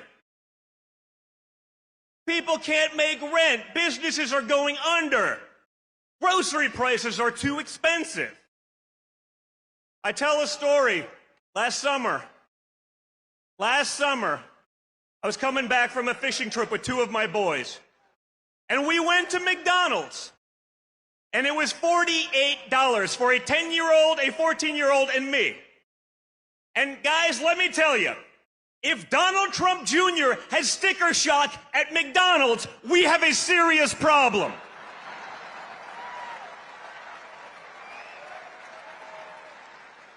It does not have to be this way, guys. We can change it, but it's going to take all of you.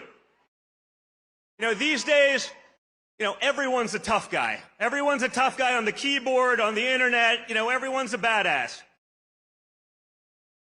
But when you get shot in the face and you come back defiant, ready to fight, that's a badass. That's the guy. That's the guy that can fix the problems that we have. That's the guy that's going to keep our enemies in check. That's a guy that's going to fight for each and every one of you. He's done it once. Let's send him back to Washington, D.C. with an overwhelming mandate to fix the nonsense once and for all.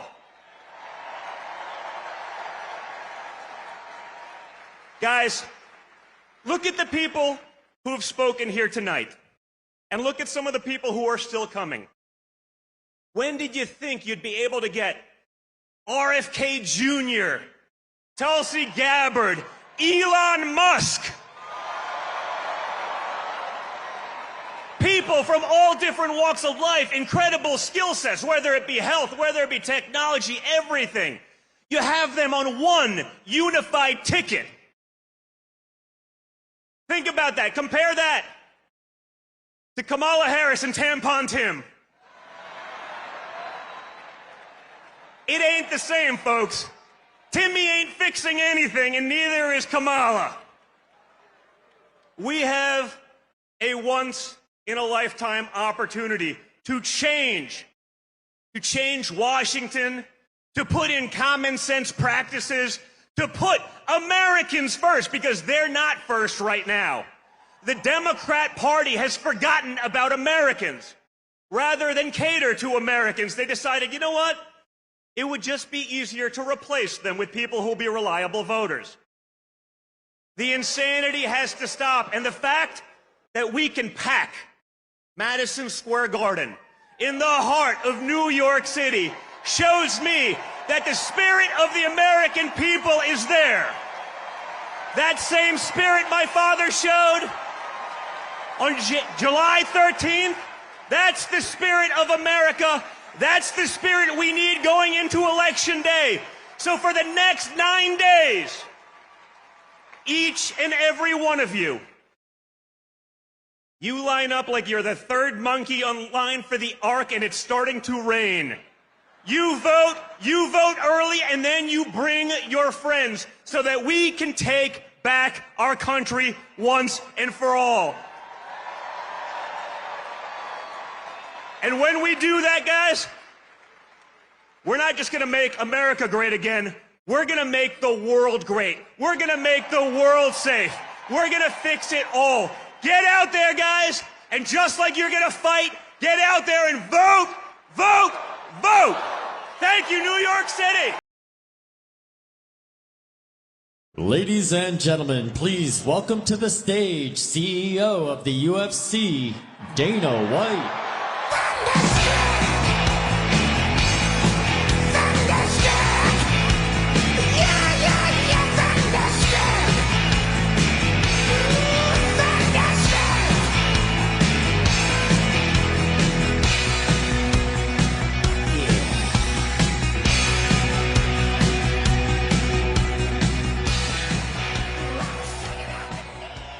Ladies and gentlemen, we are 9 days away from the most important election of my lifetime.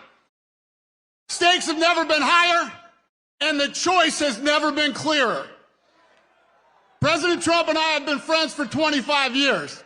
I've said this before. Allies and adversaries alike must respect. He's proven he loves this country so much, he's literally put his life on the line for it. What has the other candidate proven? She can get your party's nomination without even facing voters. What else? What else can she offer the American people other than vague promises and no plan? She talks a lot about the need for change and her hope for the future. Hope and change. Does that sound familiar?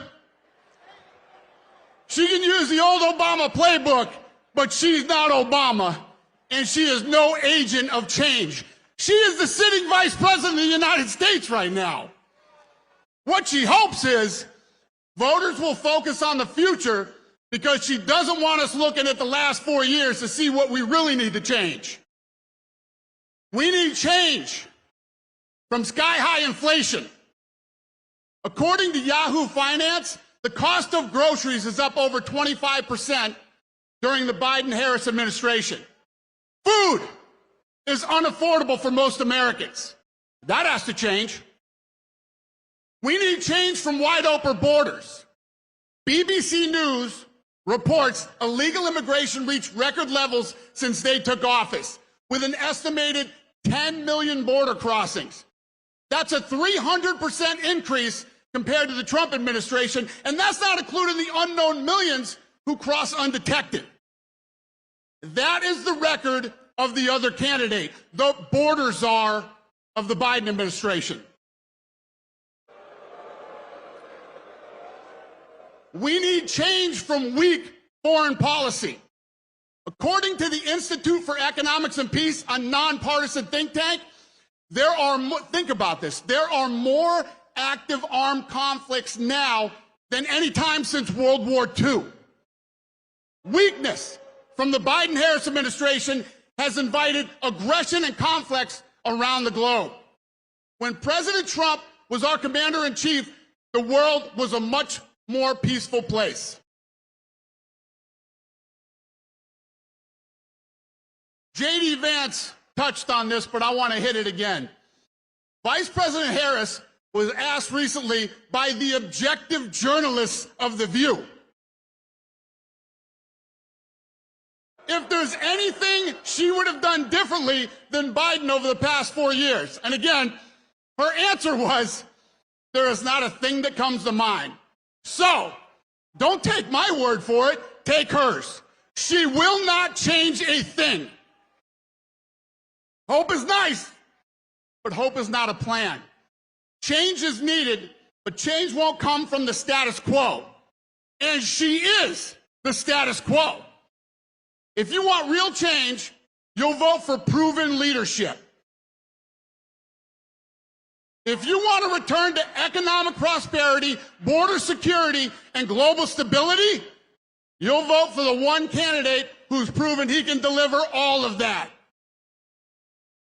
My fellow Americans, if you want what's best for your family and this country, you're going to vote Donald J. Trump as the 47th President of the United States. Thank you, New York. Have a good night.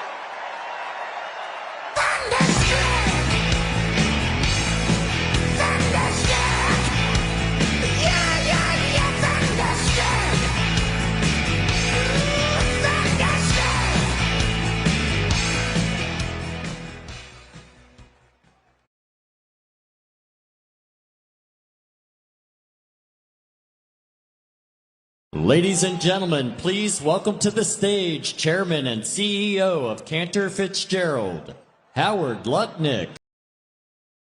Hello, New York!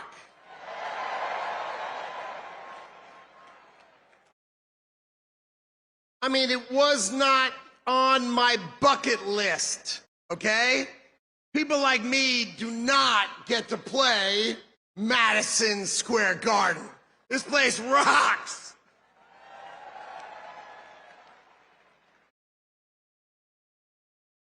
All right, most of you in New York, maybe you know my story. My company is called Cantor Fitzgerald. And we were located on the 101st to the 105th floors of the World Trade Center. I get to be here today because I was taking my son Kyle to his first day of kindergarten that morning, 23 years ago. I lost 658 of my friends and colleagues. I had 960 who worked in New York that day, and we lost 658 people. And we rebuilt that company to take care of the families of those that I lost.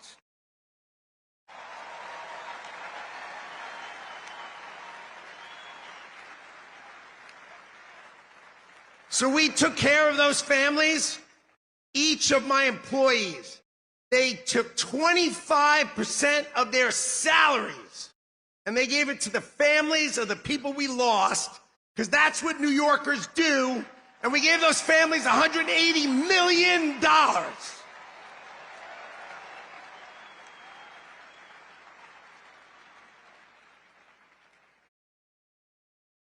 So the first thing, we must elect Donald J. Trump president, because we must crush jihad.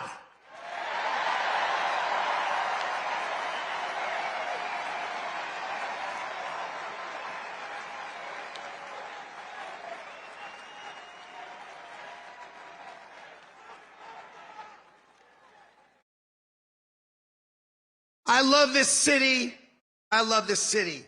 And Donald Trump loves this city no matter how crappy they treat him. He is back because he loves you and he loves this city.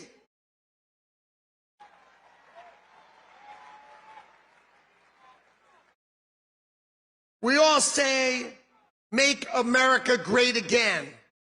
But let's just go over for a minute what that means, because we all say it as a slogan. When was America great? At the turn of the century, our duty to rebuild the rest of the world. So here's what we did. We took down our protection. We took down our tariffs. And we turned instead and we taxed Americans so that we could export the power of our economy and save the rest of the world, which we did. Now let me ask you a question. What decade should that have ended? Should it have ended in the 80s? The 90s? 2000? What in the world are we doing? We're letting the rest of the world eat our lunch.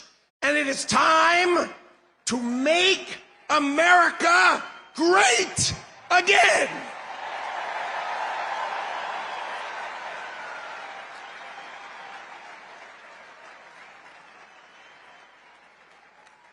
All right. What does America first mean? We all say move it to Mexico and screw over everyone in America who works in the auto industry. We don't make cars here. I mean, they make our cars in China and ship them here. It's got to end. So when he says America first, let's be crystal clear. He is saying employ American citizens first.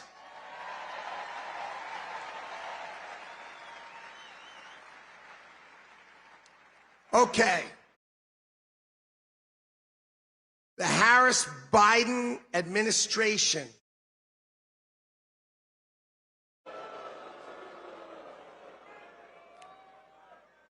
has set us up with a $6.5 trillion spending budget on our taxes of $4.5 trillion as they screw our children's future to the wall. We lose $2 trillion this year, $2 trillion. And Donald Trump is going to build the greatest team to ever walk into government, and we are going to balance our budget.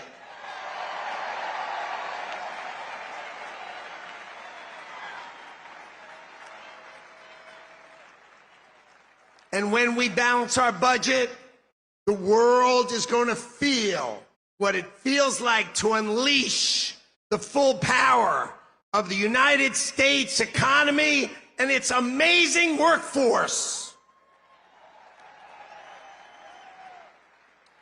Okay.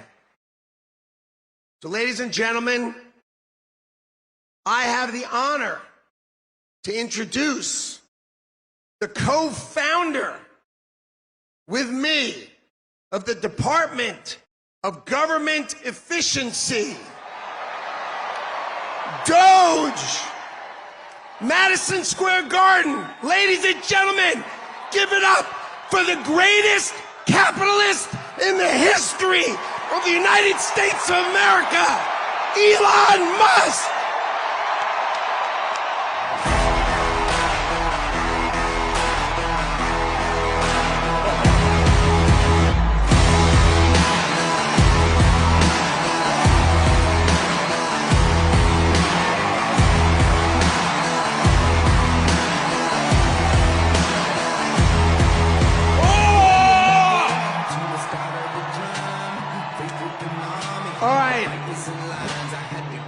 As you can see,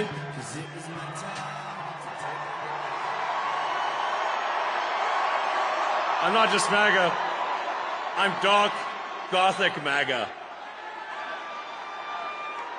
Well, the energy in this room is incredible.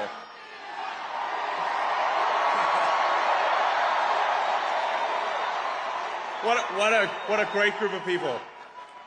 All right, I've only got one question for you, and then I'm getting out of here because this is your stage. But we set up Doge. Yes. How much do you think we can rip out of this wasted $6.5 trillion Harris-Biden budget? Well, I think we can do at least $2 trillion.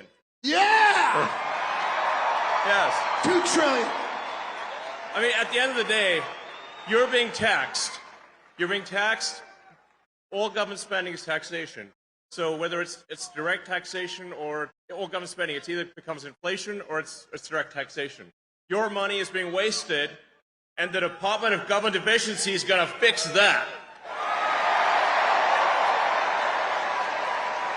We're going to get the government off your back and out of your pocketbook.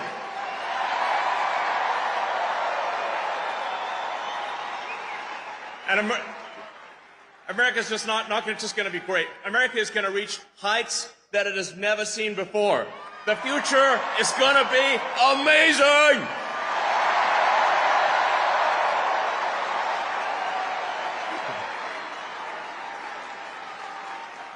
Now,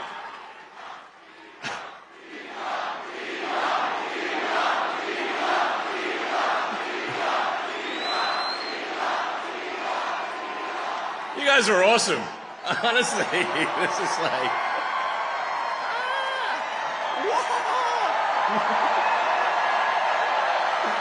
Yeah. I mean, this is the kind of positive energy that America is all about.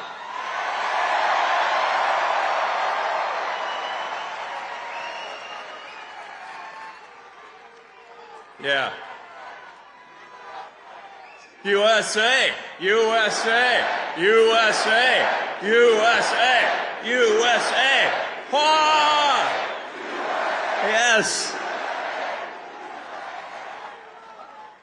Now, I have something I want to ask you to do, though, because obviously we're somewhat preaching to the converted in this stadium, but there's a lot of people out there who need to vote for President Trump. Okay, so this is a real battle. This is a real election battle. So you need to get friends and family to vote. Make sure they vote. Vote early. This is important. We're going to be putting up a scorecard, okay? An early vote scorecard, state by state, county by county. What is the scorecard? Vote early. Vote now. Yeah.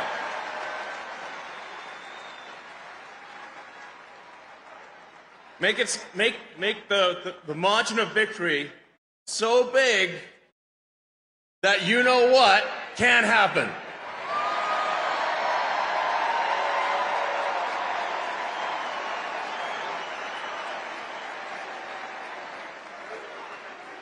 Massive, overwhelming sweep of every swing state, and even some of the states that people don't think are swing states. Massive, crushing victory. Get everyone, friends, family, people on the street. Put the signs up, put the hat on. Let's go.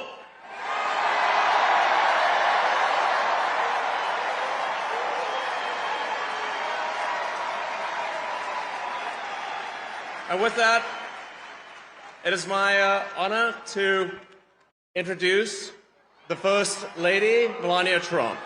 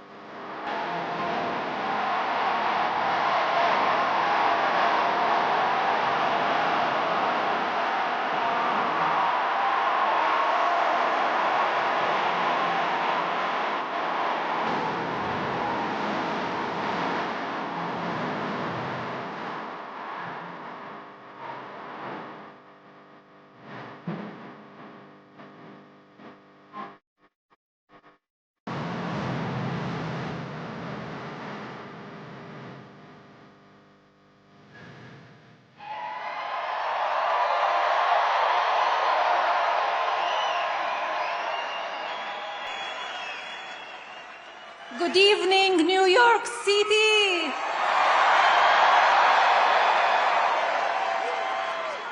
Hello, Madison Square Garden.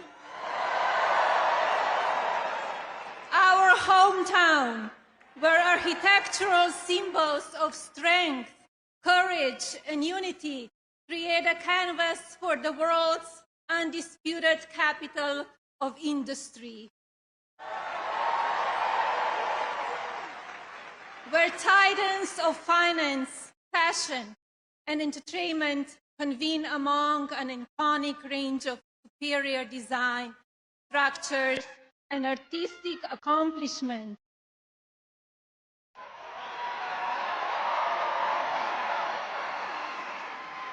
And American ingenuity blossoms among determined citizens who race across city streets and between offices, striving for success.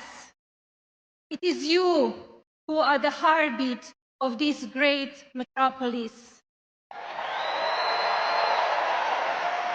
It is you who are the pulse of this America. Yet, New York City is unforgiving. In fact, our lives are complicated even during the best of times. And sadly, today, a decline in quality of life coupled with economic instability makes it difficult for business to thrive. Love you too.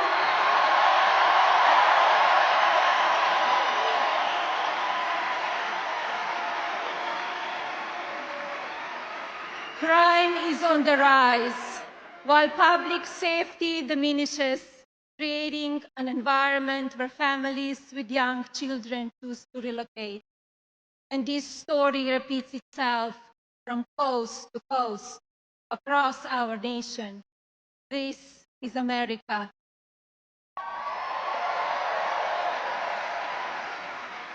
For generations, this town has produced America's most fearless leaders, whose mark changed the course of the world. New York City and America needs their magic back.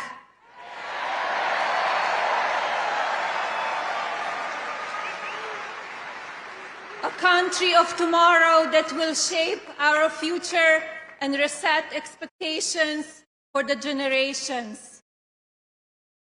Envision a wonderful America where the seeds of security, prosperity, and health are sown once again for benefit of our families.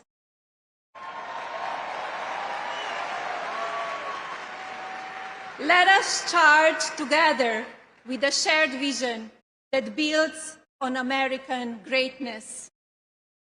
Let's seize this moment and create a country for tomorrow, the future that we deserve.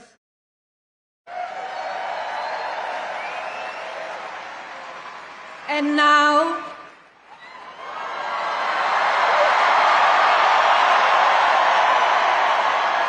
please welcome our next Commander-in-Chief, my husband, President Donald J. Trump.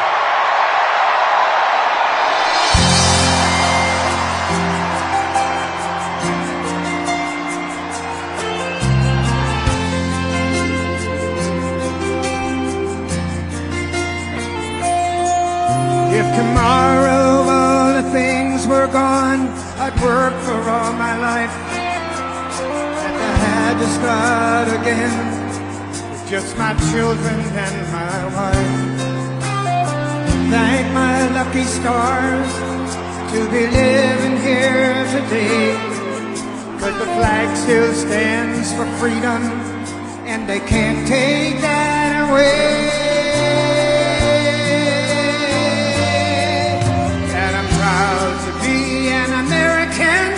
Where at least I know I'm free. And I won't forget the men who died, who gave that right to me. And I gladly stand up next to you and defend her still today. 'Cause there ain't no doubt I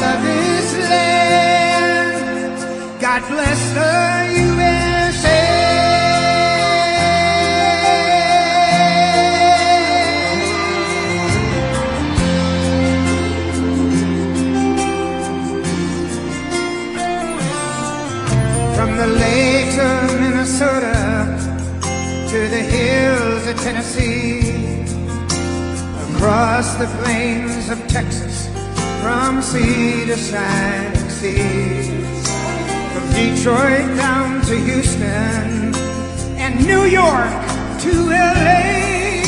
There's pride in every American heart, and it's time we stand and say that I'm proud to be an American, where at least I know I'm free. And I won't forget the men who died, who gave that right to me. And I gladly stand up next to you and defend her still today. 'Cause there ain't no doubt I love this land. God bless the USA.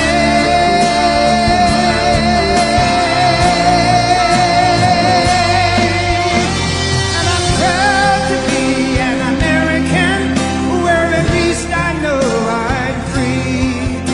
And I won't forget the men who died, who gave that right to me. And I gladly stand up next to you and defend her still today. 'Cause there ain't no doubt I love this land. God bless the USA.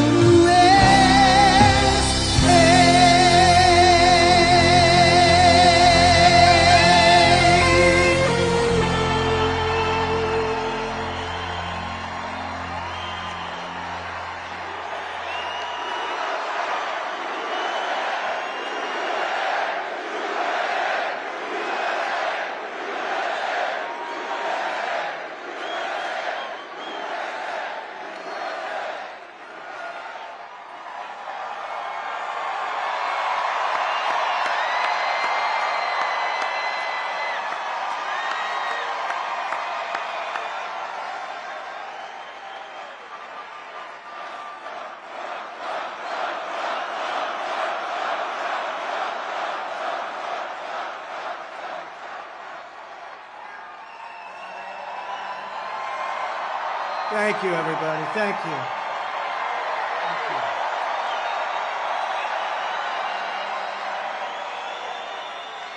Thank you very much, everybody. Thank you very much to a very popular former First Lady, hopefully First Lady again.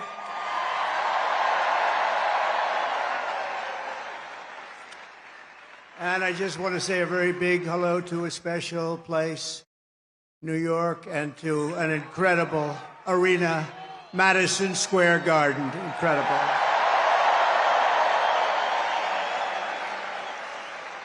And then we have all of the people that could fill it up 10 times. You take a look at outside what's going on all the way down to the river, the beautiful, beautiful Hudson River.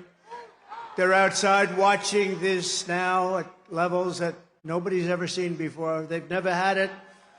And I want to thank Jim Dolan. He's been incredible. He's been just incredible. The job they've done. Thank you. But I'm thrilled to be back in the city I love, and thousands of proud, hard-working American patriots. You're with me. We're all together. We've always been together. And I'd like to begin by asking a very simple question. Are you better off now than you were 4 years ago? I'm here today with a message of hope for all Americans. With your vote in this election, I will end inflation. I will stop the invasion of criminals coming into our country. And I will bring back the American dream. We need the American dream to come back home. Our country will be bigger, better, bolder, richer, safer, and stronger than ever before.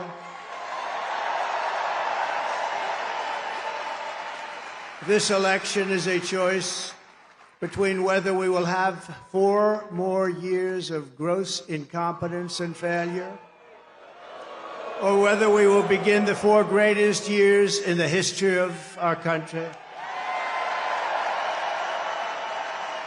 We will achieve success that no one can imagine. We will have the strongest economy, the most secure borders, the safest cities, the most powerful military, the best trade deals, and we will dominate the frontiers of science, medicine, business, technology, and space. And I'm asking you to be excited about the future of our country again. I'm asking you to dream big again. We're going to dream big again. We haven't been dreaming big at all. This will be America's new golden age.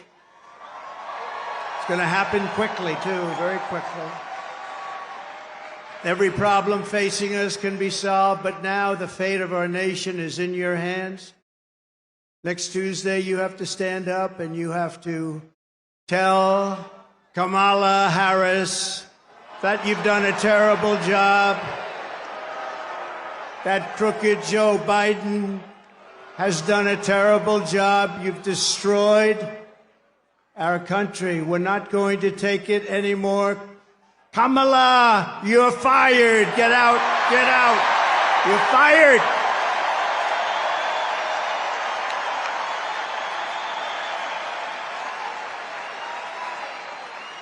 Early voting is underway in every swing state, and we are setting all-time records. They're voting, I tell you what. I don't want to talk about it. But we have to keep it going. You got to get out and vote. We just have to get out. And who would have thought this was going to happen? We're leading in every swing state.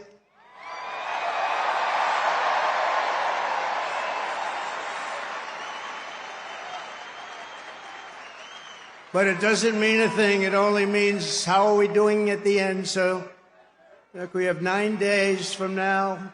And we're going to defeat Kamala Harris, and we're going to win back the beautiful White House, and we're going to make America great again, and it's going to happen fast.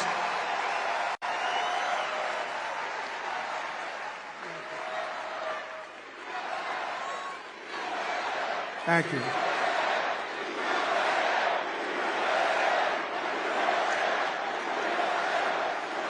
In less than 4 years, Kamala Harris has shattered our middle class.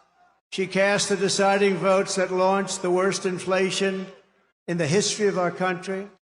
She cost the typical American family over $3,000 in a short period, but over $30,000 over the last 3 years. She killed 50,000 manufacturing jobs this year alone. Now Kamala wants to raise the typical family taxes by nearly $3,000 a year and impose a 33% tax hike on all domestic production. If Kamala Harris gets 4 more years, our economy can never recover. If I win, we will quickly build the greatest economy in the history of the world.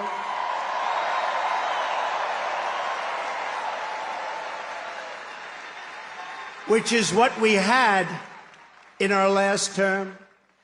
We will rapidly defeat inflation, and we will very simply make America affordable again. We're going to make it affordable.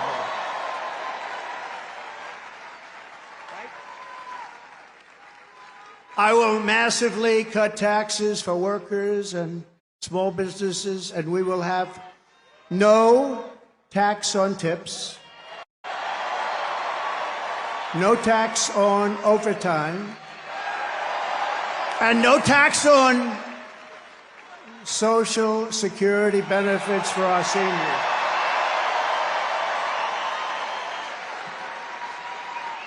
And I'm announcing a new policy today that I will support a tax credit for family caregivers who take care of a parent or a loved one. It's about time that they were recognized, right?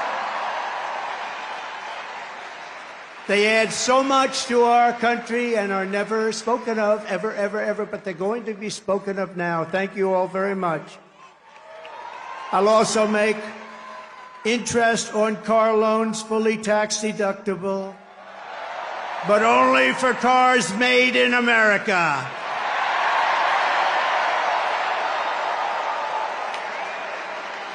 Have to be made in America.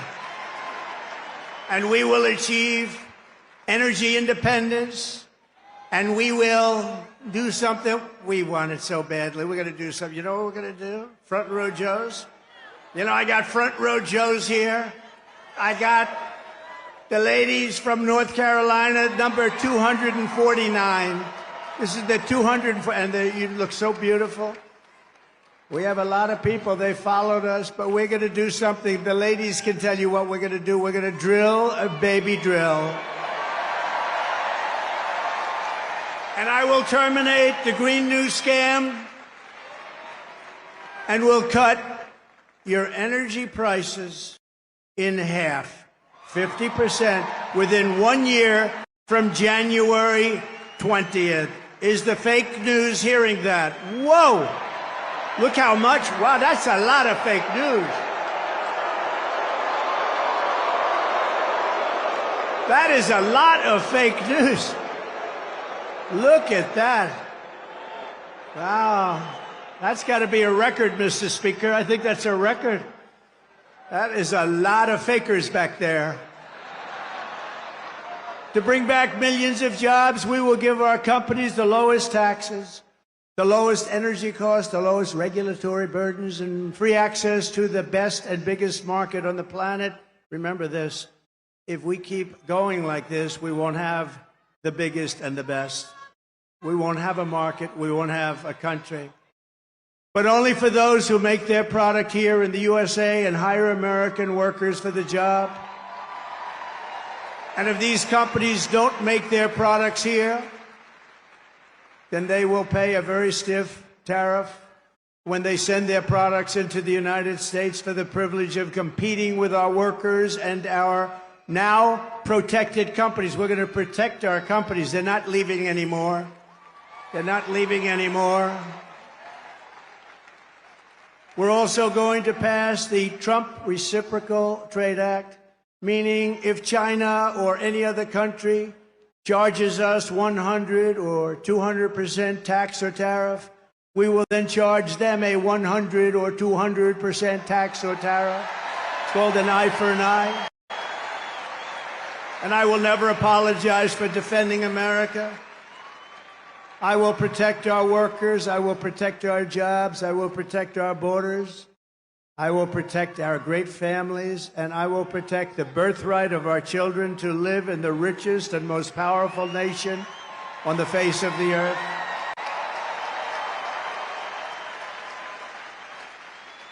As we rescue our economy, I will also restore our borders. There's never been anything like it.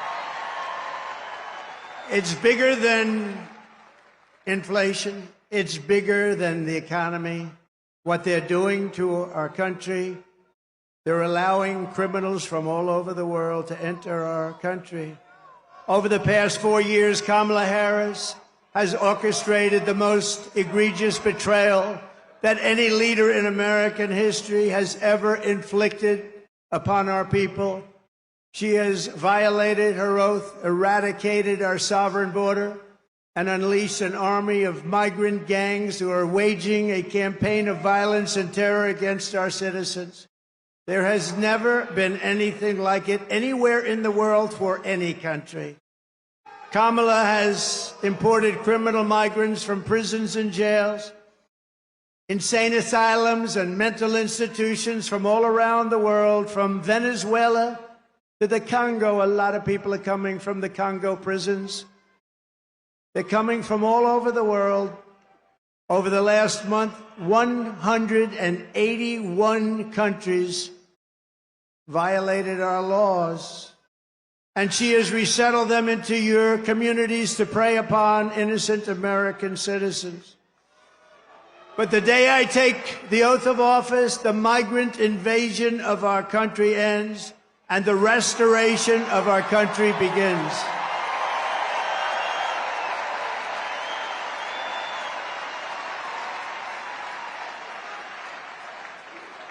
One of the deadliest and most vicious migrant gangs that Kamala has imported into our country is the savage Venezuelan prison gang. Nice group of people. They got together in prison, the worst prison in the world, they say. It's called Tren de Aragua. And that is taking over apartment complexes and unleashing a violent killing spree all over America, especially in Aurora, Colorado, where we have a governor who's petrified of them, and maybe he should be. But now they've even taken over Times Square. Take a look. Border's deadly consequences. Border crisis. Record high crossings are putting a strain on cities across America. It is a full-blown invasion. Armed Venezuelan gang members storming an apartment complex in Aurora, Colorado. When people talk about migrant crime, this is what they're talking about. San Antonio, Texas, just one of the latest cities to have apartment complexes taken over by members of the Venezuelan gang. Biden and Harris had created a program to bring in under humanitarian parole. I am in favor of saying that we're not going to treat people who are undocumented across the border as criminals. More than 13,000 illegal immigrants convicted of murder have been released into the United States. My 20-year-old daughter, Kayla Hamilton, was murdered in her own room. Kayla's murderer was apprehended by Border Patrol crossing illegally into the U.S. Kayla's murderer had been improperly released into the United States. Abolish ICE.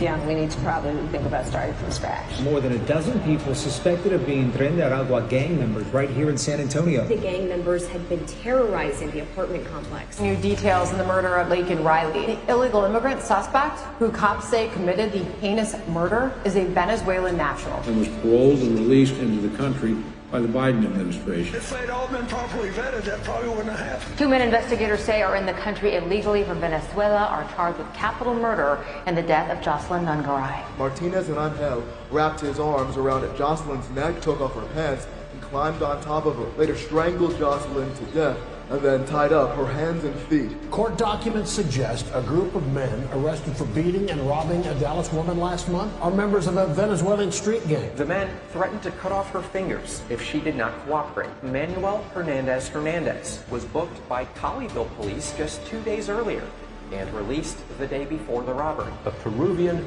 gang leader who is wanted for 23 murders, who was arrested by Border Patrol near Roma, Texas, then released into America.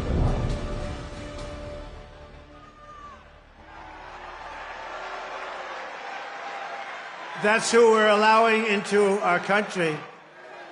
We're not going to have a country any longer. That's who we're allowing in.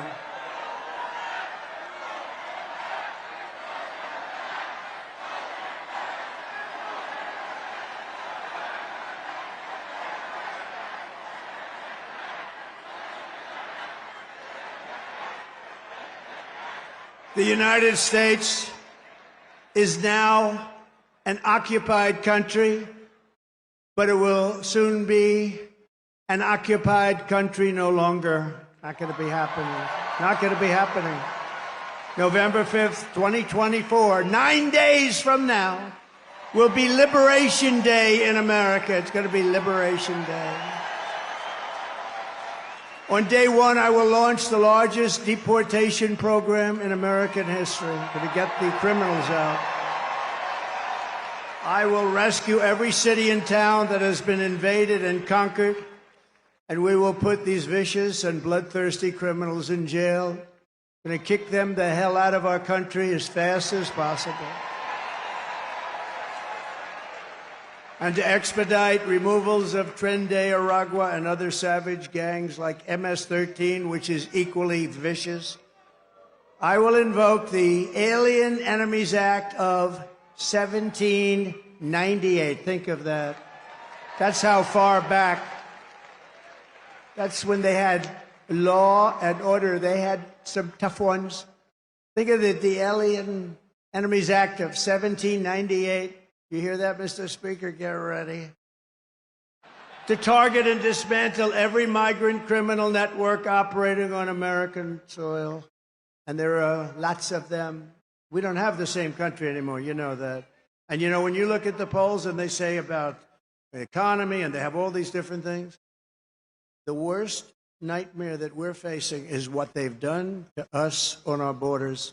We had the safest border in the world. In fact, there's a chart, which I hope they have, because I didn't tell them I wanted it, but there's a chart that I love very much because I wouldn't be here without it.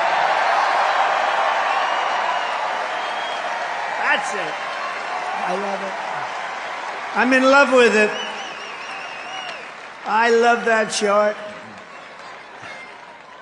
Even if it had bad numbers, I would have loved that chart, but it doesn't. It has great numbers. And if you look at the arrow on the bottom, you'll see that was the day I left office. That was the lowest illegal immigration that we've ever had in recorded history, the recorded history of our country. And then look at it. It was like an Elon Musk rocket ship. Look at what happens. Look at what happened after that. And if they come back into our country, it's an automatic 10 years in jail with no possibility of parole. And I'm hereby calling for the death penalty for any migrant that kills an American citizen or a law enforcement officer.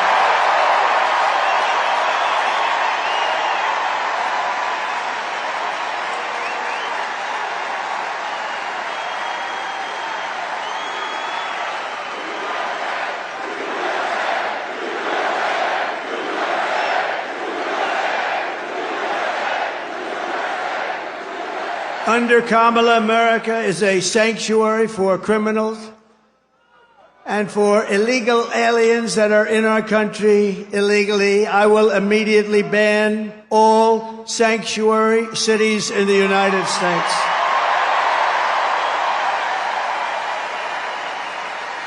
Kamala's gross incompetence disqualifies her from being President of the United States of America. She is grossly incompetent. All you have to do is look at her interviews, look at what she did the other night on fake news CNN. Just take a look.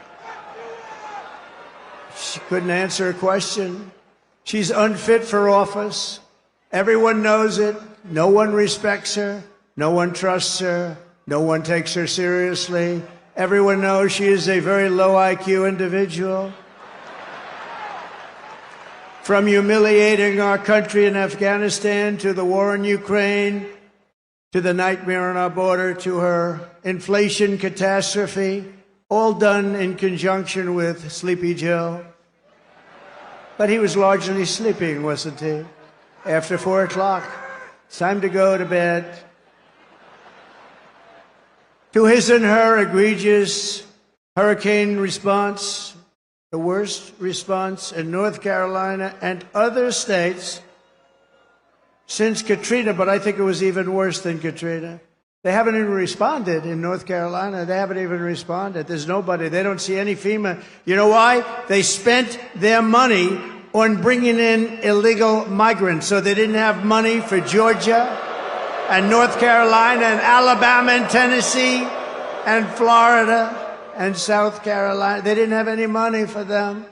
They spent all of their money on bringing in illegal immigrants and flying them in by beautiful jet planes. They flew in. We just found out about 1.5 years ago. Remember, we said, what's going on? Those planes, there are a lot of planes going over there. What are they? They would fly them into the middle of our country, our beautiful, beautiful country. And you know what happened? You take a look at Springfield, Ohio. Think of this. Where 30,000 illegal migrants were put into a town of 50,000 people. No place can withstand that. Or take a look at Aurora in Colorado. Colorado is going to vote for us. You know why? Typically, they go a little bit the other way. Of course, with their voting system, I'm not so sure about that. But you know why? Because they tried to throw the leading candidate of both parties, meaning me. I was leading both parties, off the ballot. And the people of Colorado including Democrats, are very angry about it. They are a threat to democracy, to use their term.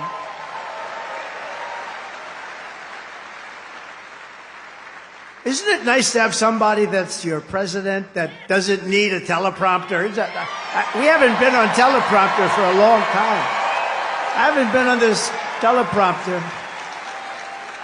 No, it is nice. You saw the other day where Kamala got a little stuck on the teleprompter, went a little bad, it stopped on her. You have to be, you know, if you're a politician, you have to be able to handle that. Remember? You have to do the weave, he says. You got to do more than the weave. But it happens a lot as a politician. It happens. I mean, we have so many politicians here, great ones. Really great. Some are not so good, but great ones. And when Newt, or when the Speaker, or when Tommy Tuberville, who's here someplace, the great senator from Alabama, or when any one of our literally 75... By the way, should I introduce all of them by name? I should. Should I? No? Yes? I don't know. It's a lot. Speaker, should I? I don't know. Will they be angry? Yeah, they will. It's a lot of introducing, right? Let's keep going with the speech, right? But you know, when you have when you're in this profession, I have a friend who wanted to come in. I said, you like speaking? Well, I do, but I have a great fear of speaking. I said, don't be a politician. If you have a fear of speaking, don't be a politician. But one thing you have to know is that no matter how good your people are that operate this machinery, it's going to break. And you're going to be out there all by yourself a lot. And you got to be able to do so. 3 weeks ago, she was saying there was only 32 days left, right? And she's reading it like, there's 32 days, and it stopped. And she went, there's 32 days. 32, 32. And I was watching. I said, this isn't pretty. 32. She was gone. And then, damn it, it kicked back on. She was gone. We've had it. Happens a lot. And don't forget, you got all those people back there. Now, they don't talk about her. But if that ever happened, it happens all the time. I was campaigning in Ohio for a very, very Bernie Moreno. He's doing a good job. I think he's maybe going to win in Ohio. The problem he's got, his opponent, Brown, Sherrod Brown, he's taking ads in like he's my best friend. He never votes for me. He's not my best friend. Ohio's been very friendly to Trump. We win it all the time by a landslide. But the opponent is taking ads. I got 4 of them. I think we have 4 of them, right? They're taking ads. All of a sudden, they love Trump. We agree with Trump on tariffs. We agree with Trump on the border. We love Trump. And they're Democrats. They have friends calling up. Did they switch to the Republican Party? But it happened with Bernie Moreno. I was in Ohio to try and get him over the initial primary hump. And it was 45-mile-an-hour winds, and these suckers were blowing like... You ever try reading a teleprompter where it's moving about 2 feet in each? But I didn't have to worry about that because even worse, they ended up blowing off the stage a lot of it. So I'm now in the first sentence, and I got 28,000 people and millions of people watching on television. I got no teleprompter. And did I do a good job, Mr. Speaker? And he won. And he won, huh? Thank you, Matt. And he won. And so you're up there all alone. We don't go 32, 32, 32. Oh, my God, whatever. Kamala Harris is a train wreck who has destroyed everything in her path. To make her president would be a gamble with the lives of millions and millions of people. She would get us into World War III. We're very close to World War III. If you don't have a smart president, if you don't have a president that gets it, if you don't have a president that is respected by the other side, and they did respect us 4 years ago, they really respected us. Iran was broke. They had no money. Russia wouldn't have played with us at all. Russia would have never gone into Ukraine. Israel, October 7th, would never, ever have happened. Would have never have happened. All those people would be alive right now. Those people that were killed on that horrible day. But if you don't have a president that gets it, you know what else you wouldn't have had? You wouldn't have had the most embarrassing day in the history of our country, in my opinion, Afghanistan, the way not that they got out, we were getting out, but we were going to get out with dignity and strength. We got out. An embarrassment, the likes of which this country has never suffered. And because of that, Putin looked at us and they probably figured we were a paper tiger. And he went into Ukraine, and the rest is history. It would have never happened with us. And you wouldn't have had any inflation. We had the best economy, but we had no inflation. And inflation has destroyed a lot of seniors on fixed income, and a lot of people in this room have been virtually destroyed by inflation. You wouldn't have had inflation. They screwed up our energy, and it went up so much. And then they started spending far too much money on things like the Green New Scam, which are just a scam, just a complete scam. They actually admitted that, if you think about it. But she would get us into World War III because she's incompetent, can't do the job, unfit for it, and then all of your sons and daughters will end up getting a little notice. They'll say, Mom, Dad, what is this little green piece of paper? Ay, ay, ay, darling, that's a draft notice. They're drafting you to go and fight in some country that I've never heard I've never heard of this country before. Oh, no, I don't want my baby to fight. I don't want my baby to be killed. What they did in Afghanistan with those 13 great soldiers, I've gotten to know the parents so well, and leaving all of that equipment behind and leaving Americans behind, and many, many people with no legs and no arms, all because of incompetent people. But we don't want your sons and daughters to get a little draft notice and you have to explain to them what it means. We're tired of fighting. I'm the only president in the last 84 years that didn't start a war. Remember Crooked Hillary?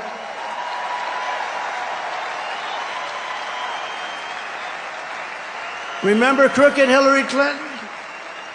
Crooked Hillary, oh, she was a beauty. During one of our many debates, she said, look at him, listen to him. He's going to start a war. Listen to his rhetoric. He's going to start a war. I said, no, no, no. My rhetoric is going to keep us out of wars. And that's what happened. 82 years. Other than I finished off ISIS, but that was already started. We had stupid generals like Milley and Mattis, weak, stupid people. But fear not, we have great generals, just not the ones that you see on television all the time. And we wiped them out very quickly. It was going to take 5 years. Mattis said it would take 5 years, and I'm not sure we could do it. It took us like 4 weeks. We have great generals.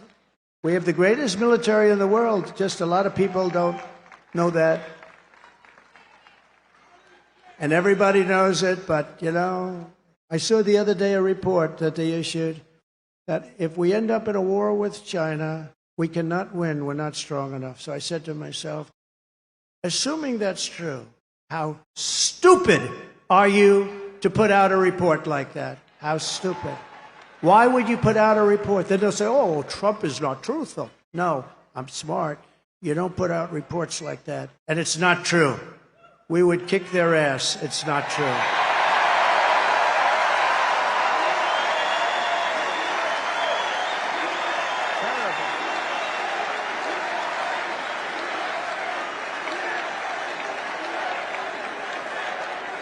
Our enemies are laughing at her.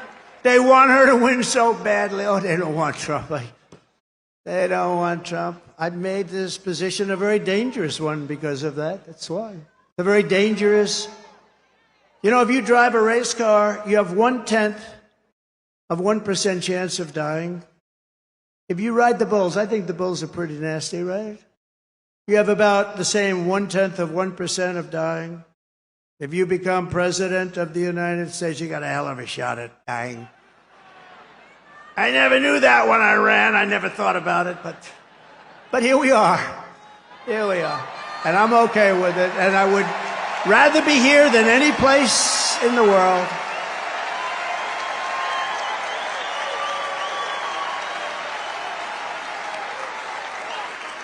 It's called a very dangerous profession. But if we win, our enemies won't be laughing anymore. They're not going to be laughing. And you know what? The truth is, I got along with all of them. I got along with Putin. Ukraine was the apple of his eye, but I said, Vladimir, don't go in. Remember, I ended the pipeline in Europe. And then when Biden came in, he approved it. But he ended the Keystone Pipeline, the one in America. So he got it a little mixed up, didn't he, huh? Nord Stream 2, I said, we're ending Nord Stream 2. Everybody said, what is Nord Stream 2? I said, that's the massive Russian pipeline where they're going to make a fortune, where they're going to Germany and all countries in Europe. So I said, you mean we're fighting to help them with NATO and spending all of that money, and they're paying the person and the group that we're fighting billions of dollars a month? What the hell are we doing? I ended it. It was dead. And Biden came along and he approved it. Weak. Look, 30 years ago, he was not considered smart either. So now he's really not smart. If we win, America will be respected, and even if it's necessary, feared again. It's not the worst word. On issue after issue, Kamala broke it, but I will fix it. We're going to fix it. But we're just not running against Kamala. I think a lot of our politicians here tonight know this. She means nothing. She's purely a vessel. That's all she is. When you see her up there talking about the grass on my front lawn, I grew up in a middle-class neighborhood and I had grass on my front lawn. Yeah, but we're asking, what would you do to fix the country?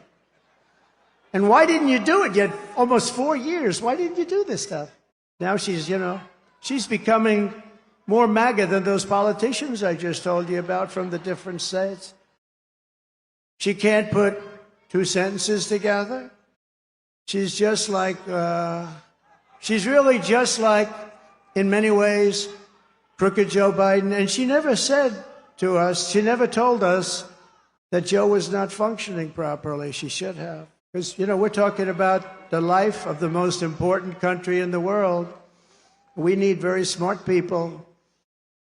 We're running against something far bigger than Joe or Kamala, and far more powerful than them, which is a massive, vicious, crooked, radical left machine that runs today's Democrat Party. They're just vessels. In fact, they're perfect vessels because they'll never give them a hard time. They'll do whatever they want. I know many of them. It's just this amorphous group of people. But they're smart and they're vicious. And we have to defeat them. And when I say the enemy from within, the other side goes crazy, becomes a sound. Oh, how can he say? No, they've done very bad things to this country. They are indeed the enemy from within. But this is who we're fighting. These are the people who are doing such harm to our country with their open border policies, record-setting inflation, Green New scam, and everything else that they're doing. But we're not going to let it happen any longer. We're going to have the biggest victory in the history of our country on November 5th. It's going to be the biggest victory in history. We're going to make America great again, everybody.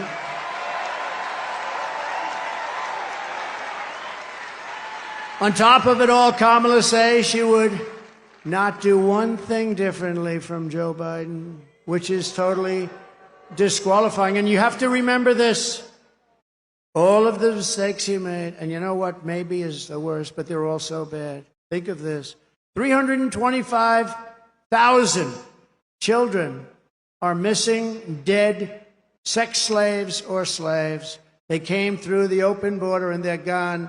Their parents will most likely never see them again, almost any of them. Think of the number, 325,000 children are missing or dead. Take a look at this, please. Would you have done something differently than President Biden during the past 4 years? There is not a thing that comes to mind. I stood there on the tarmac watching you check your watch. The chaotic and deadly U.S. evacuation from Afghanistan stunned Americans and the world and cost the lives of 13 U.S. soldiers. Would you have done something differently? There is not a thing that comes to mind. More than 13,000 illegal immigrants convicted of murder have been caught at the border and then released into the United States. An Afghan national is in custody today after being accused of plotting an election day terrorist attack. The suspect entered the U.S. on a special immigrant visa. Gut-wrenching new details in the murder of Georgia nursing student Laken Riley. The illegal immigrant suspect, who cops say committed the heinous murder, is a Venezuelan national who crossed the unsecured southern border back in 2022. 2 men investigators say are in the country illegally from Venezuela are charged with capital murder in the death of Jocelyn Nungaray. A 5th illegal immigrant accused of attacking 2 New York City police officers over the weekend showed no remorse or regret. Would you have done something differently? There is not a thing that comes to mind. Only 18% say the economy is in excellent or good condition. US inflation has hit a new 40-year high, increasing by 9.1% over the financial year. Authorities saying Train de Aragua, which has been linked with more than 100 criminal investigations here in the U.S., has now been found operating its criminal enterprise in apartment complexes. Were you the last person in the room? Yes.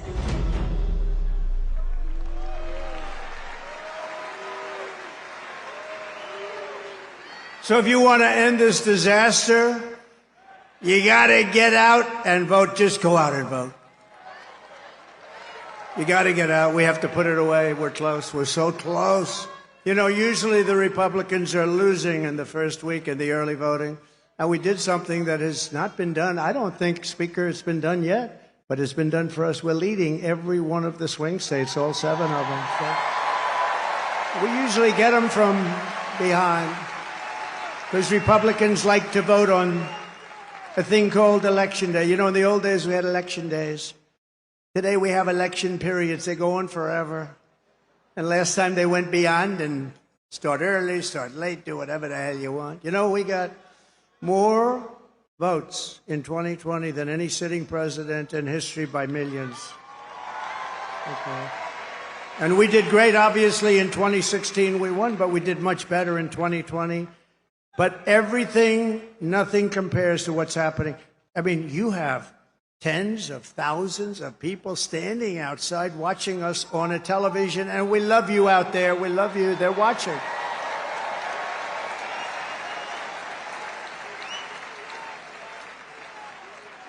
But both of those great races, both of them, don't compare to what's happening now. In Florida, we took a massive lead.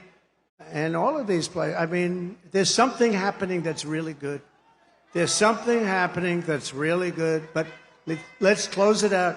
Pretend you're 1 point down. Would everybody pretend? Let me just do a poll. Who has already voted?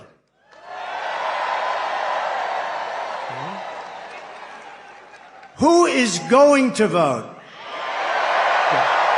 Good. That's what I like. That would be better than the other way, if you've already voted.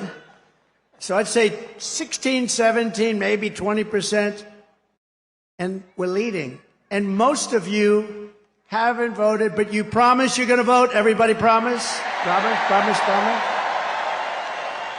There's a lot of people in here. Well, the beauty is that, you know, a Republican likes to vote late, and they like to vote and make sure their vote's in the box, right? They want to vote. They just feel better about it. And so we had a lot of people voting, but really that's the same. I do it in every event. I say, who's voted? The last 3 events. Last night I was at Penn State, a great place. I actually met, this is an amazing, the national championship wrestling team. They won Penn State won the national championship, but listen to this.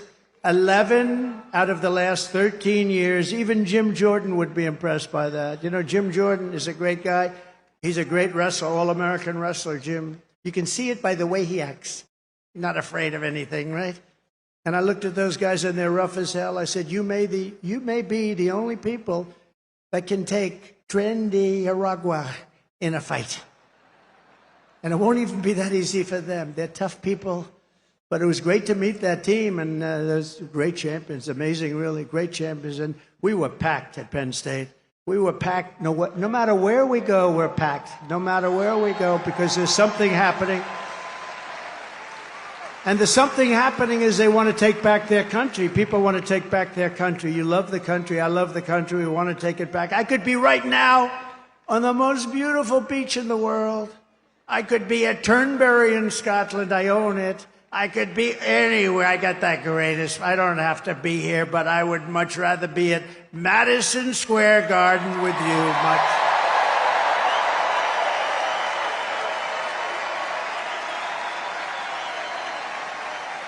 So we're thrilled to be joined today by an incredible group of patriots who are going to help us save our country, including our next Vice President, J.D. Vance.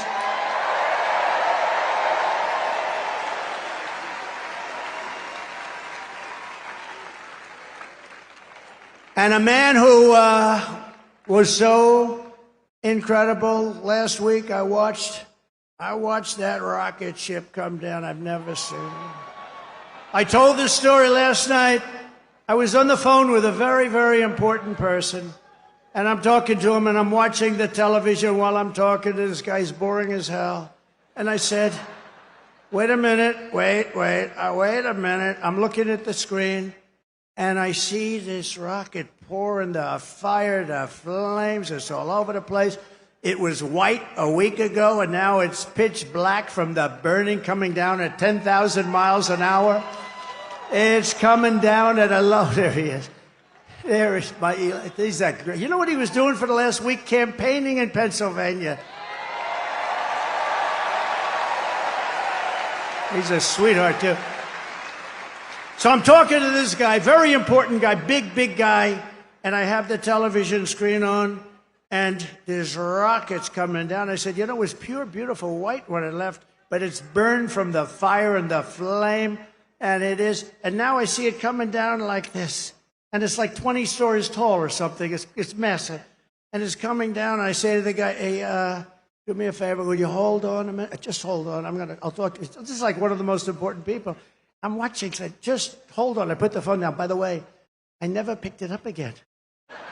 You know what these people are going to say? He's cognitively impaired. He's cognitively impaired. Oh, you don't think so? They're the worst. They are the worst. So I put it down. And I'm watching this rocket, and I see the engines. I say, oh, it's going to crash. No, because it was looking right next to gantry. I guess they call it the gantry, whatever the hell they call it, the launching pad. And it's coming down at a bad angle, Elon. I wasn't happy, and I was a little worried. You might have been worried, too. I said, oh, no, it's not going to be good. And then all of a sudden, I saw the flame on the bottom left, and it was ripping.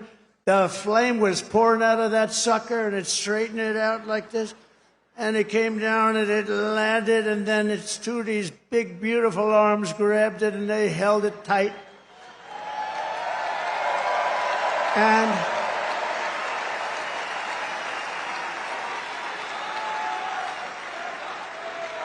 And I said, I wasn't sure if it was a movie. I thought it might be one of these crazy movies. And I said, I got to call Elon. And I call him. I said, Elon, was that you? This is like about 4 minutes after. Was that you? Yep, that was me. I say, Elon, you're a genius. You are a genius. You are. He is special. He is special. And you know what he wants more than anything else? For our country to be really well run, solidly run, to be run democratically, all the things that everybody in this room wants. And I mean, honestly, he left that pad and he went to Pennsylvania to campaign. Can you believe it? And I asked him a couple of questions. I said, Elon, let me ask you a question. Can Russia do that? No. Can China do that? No. Can anybody do that other than you? Nobody else can do it. Nobody else can do it. Pretty good. And he said, and they won't be able to for 10 years, you said, right? They won't be able to for 10 years. No, he's amazing. And he's a great guy, too. He really is. Got to remember him. This is a piece of work.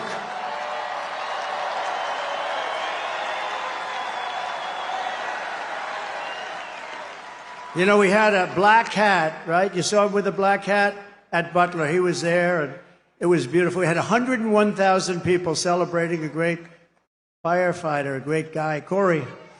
And Elon got up, and I didn't even know we made a black hat. I've never seen anybody wear it. I see the red hats all over the place, the white hats. I see all different, but I never saw black. But he liked the black. You know, he's a little different. It's a black hat with black letters, okay? It's called Understated.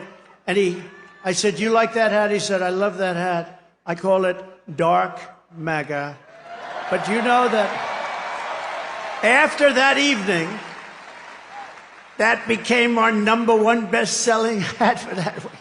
All I have to do is put something on them now. You're great. And thank you very much. Thank you very much. It's great. Thank you. And we also have somebody that is great. And look, we're not going to let him go too crazy, Elon, with the oil and gas stuff. And, you know, because Robert F. Kennedy cares more about human beings and health and the environment than anybody. And he's going to be absolutely, having him is such a great honor. I've been friends of his for a long time. And I'm going to let him go wild on health. I'm going to let him go wild on the food. I'm going to let him go wild on medicines. The only thing I don't think I'm going to let him even get near is the liquid gold that we have under our feet. I don't know, Elon, he might not like liquid gold. It's oil and gas, sometimes referred to as oil and gas. JD, I think we're going to have to keep him away from the oil and gas. What do you think, Howard? Yes? But where is Robert? He's around. He gave a beautiful speech. He's a great guy. He truly cares. I mean, he truly cares about this, and it's an honor. And we're also pleased to be joined by my beautiful wife. She's got the #1 best-selling book in the whole universe, New York Times. #1 best-selling. Go out and buy one of her. It's a great book. It's a great. You know what? I was nervous when I read it. I said, I wonder if she said some bad stuff about me. I was very nervous. But she's great. Congratulations, honey. That's a big deal. #1 in the New York Times list. Now, if she's #1 and her name is Trump on the New York Times list, that book definitely was #1. I guarantee you that. Thank you, honey. Great. And we have a fabulous, brilliant woman, top student at Yale Law School. They were both top students. They're going to have very smart kids. If you believe in that, I believe in it strongly. I would like to have their children because they are going to be smart. Yale Law School, top of the class, both of them. Usha Vance, thank you, Usha, for being here. Thank you. Thank you very much. With their 2 beautiful children. And my children are here, Don and Eric and Tiffany, and along with Lara, Kimberly and Michael. We have great people. We have Barron Homies watching. That Barron is watching. He's the king of the internet. He's the king of the internet. Oh. Who was that? That's very nice. My sister Elizabeth is here. She's great. I don't know where she is, but she's great. And we love her. And Speaker Mike Johnson is here, and he's doing a great job. It's not easy when you have a majority of 3, but he's done a great job, and he's going to continue to do a great job, and we like him. He's a terrific person. I watched him just totally decapitate a fake reporter on NBC, Meet the Fake Press. What he did to her was... I think that probably she'll never be the same. Nobody would know. Look at him, such a nice-looking guy, just that little beautiful face with the glasses. Got the little glasses. Everyone said, oh, he's so nice. He's such a nice person. He's not a nice person. He's not nice at all, right, Matt? But great job. We think he's great. And he's going to be around for a long time, I predict. We have a senator here who I love, Senator Tommy Tuberville. And he's from a great place, Alabama. I love Alabama. I'm up in Alabama by 49 points. 49 points. We're up by a lot in a lot of different places, but it's a great place, and thank you, Tommy. And all of our other great congressmen. We have so many, if I ever named them, we're going to be up here a long time. So they're going to be angry. They won't speak to me for probably a month or so, but it'll calm down after that. Right, Matt Gaetz? It'll calm down. It'll calm down. But we have great, great people, and they're really doing a job, and we're going to turn this country around. You know, with me, we got to get the congressmen elected, and we got to get the senators elected, because we can take the Senate pretty easily. And I think with our little secret, we're going to do really well with the House, right? Our little secret is having a big impact. He and I have a secret. We'll tell you what it is when the race is over. I also want to thank Jim Dolan and everyone at Madison Square Garden for an unbelievable, this is unbelievable. I've watched the Knicks and Rangers here, and what a location. You know, they tried to talk Jim out of this location. We're going to move you to the river. We're going to move you all over the place. And he's tough. He said, I don't know. They offered him all sorts of money. We're going to move Madison. It's a very prime location. We're going to move it to the river. Well, we're right on top of every train hub it's like the world or something right here. And he didn't like it that much, but he was offered a lot. Man, did he make a good decision. That would have been peanuts compared to the value. But there's no place like Madison Square Garden. Thank you very much to Jim and all of you people.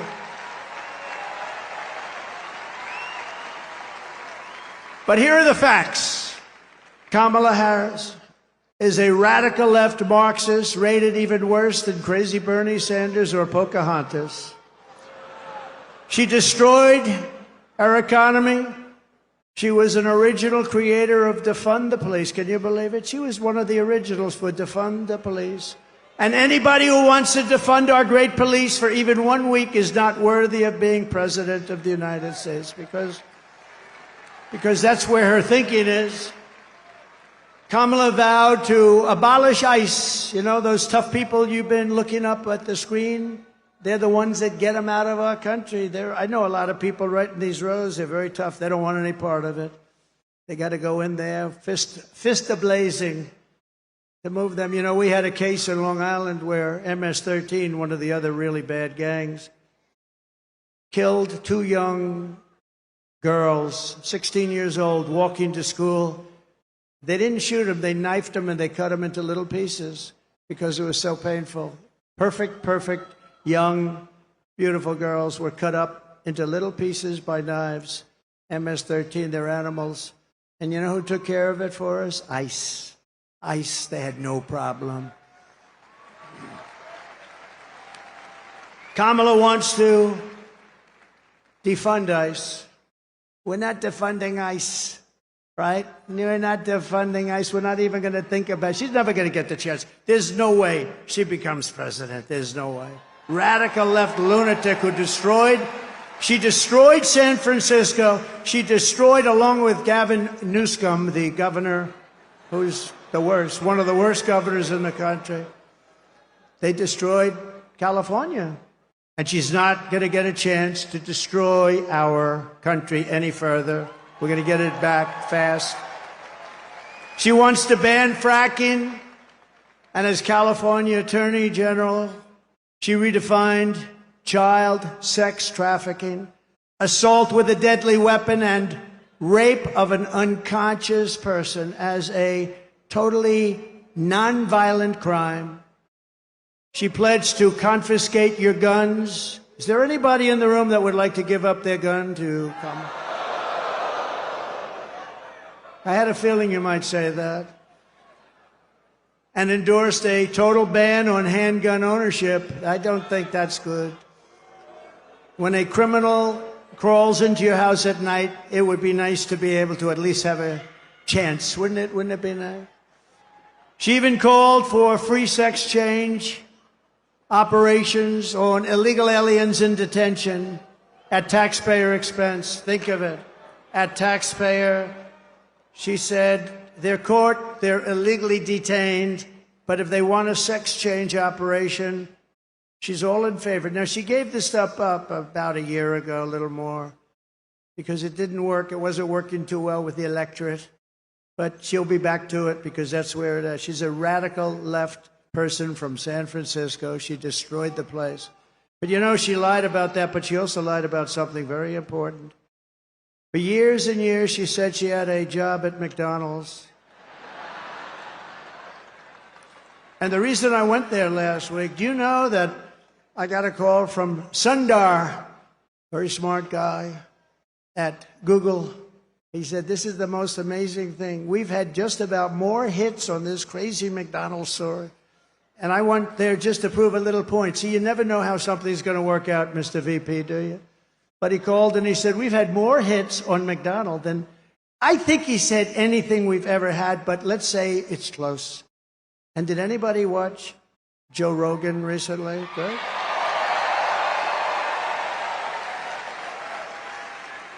So she lied about McDonald's. She lied about everything. She's got ads on saying Donald Trump is this, he's going to do this, he's going to do... It's the exact opposite what my policies are. She's got me doing this. He doesn't want to frack. No, I'm all for fracking, and I have been for... One thing I have been, even the enemy, because they are the enemy, what they've said, even that enemy too, and they're really the enemy, they're the enemy of the people, the press. They said one thing about me that I consider a great compliment. They said, this guy is the most consistent person we've ever seen. Because I've been against cars and car factories being taken out of Detroit and being taken out of our manufacturing of automobiles, being taken out of our system, out of our country for years. I've been against all of the things that are happening and have happened. We stopped it, and now it's happening again. When you hear 50,000 manufacturing jobs lost in just a short period of time. But I've been the most consistent because we're going to bring our manufacturing back to the United States. It's all coming back, so get ready. Get ready. You're going to have your choice of great jobs. And on top of all this, Kamala tried to turn our military woke. So tonight, whether you are a Republican, Democrat, or independent, conservative, or liberal, I'm inviting you to join the greatest political movement in the history of our country. It's really that it is. You know, it's the greatest movement in the history of our country. I tell the story years ago. There's a guy, is a great guy, older guy now, very old, but he was great, conservative guy, Pat Buchanan, right? We know Pat Buchanan. He came in second in the New Hampshire primary. And for 45 years, he made an unbelievable career of it. He was a hot item. He was on every show. He came in second in one primary. We came in first in 50 primaries. We then had a great election that we won. We then had another great election that we did a hell of a lot better in, and bad things happened. We're not going to let that happen. COVID. They used COVID to cheat. But we then had an election. But now we have the election of all. This will be, in my opinion, I have to say if, because, you know, there's always risks, I guess. But if we pull this off, this will be the biggest political event in the history of our country. Right?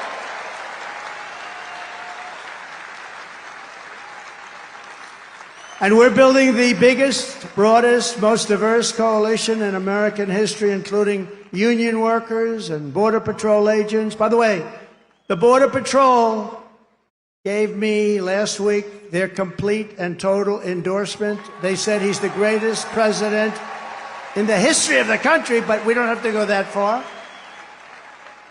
And they said there's never been anybody like him on the border. They said to him, the fake news said, has she ever called you? No. They didn't like that answer, by the way. Then they asked her, have you ever called? No, she never called. Almost 4 years, she never called, not once, the Border Patrol. And she was the border czar. She was in charge of the border.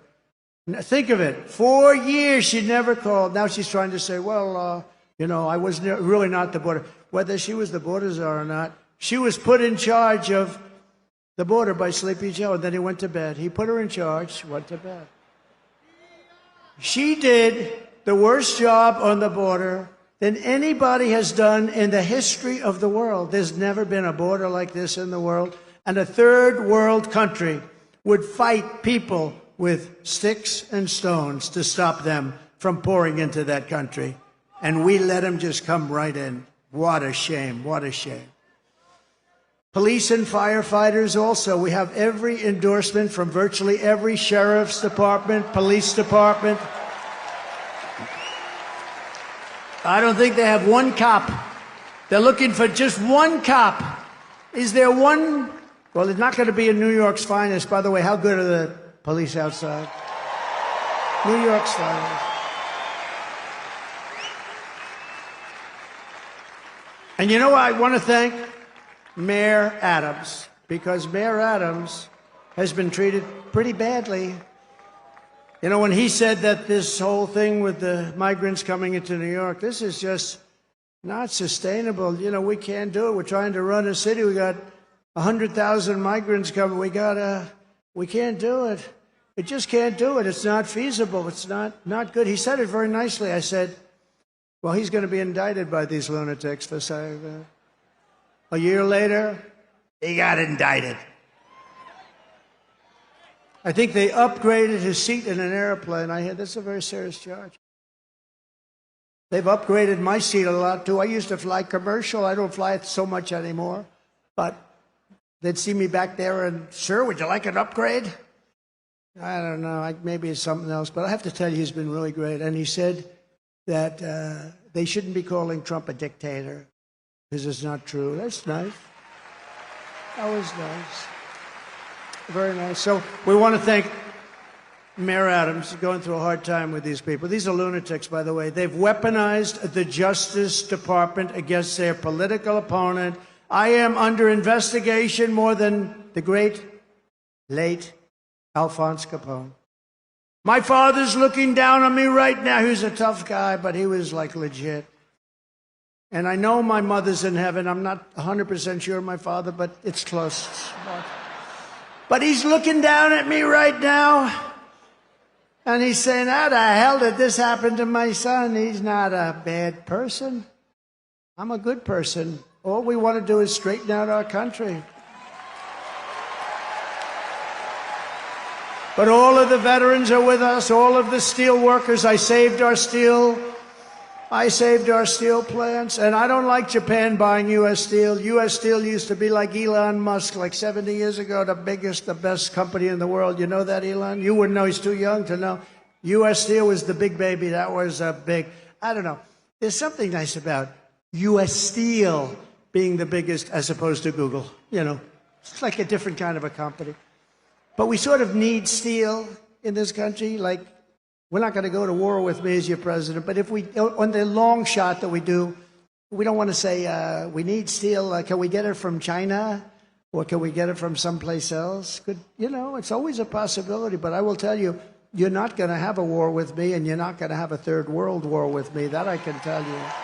But we need steel, and I would not approve U.S. steel being bought by Japan. I wouldn't do it. Just out of psychologically not good. We'll help them out, but I don't like it.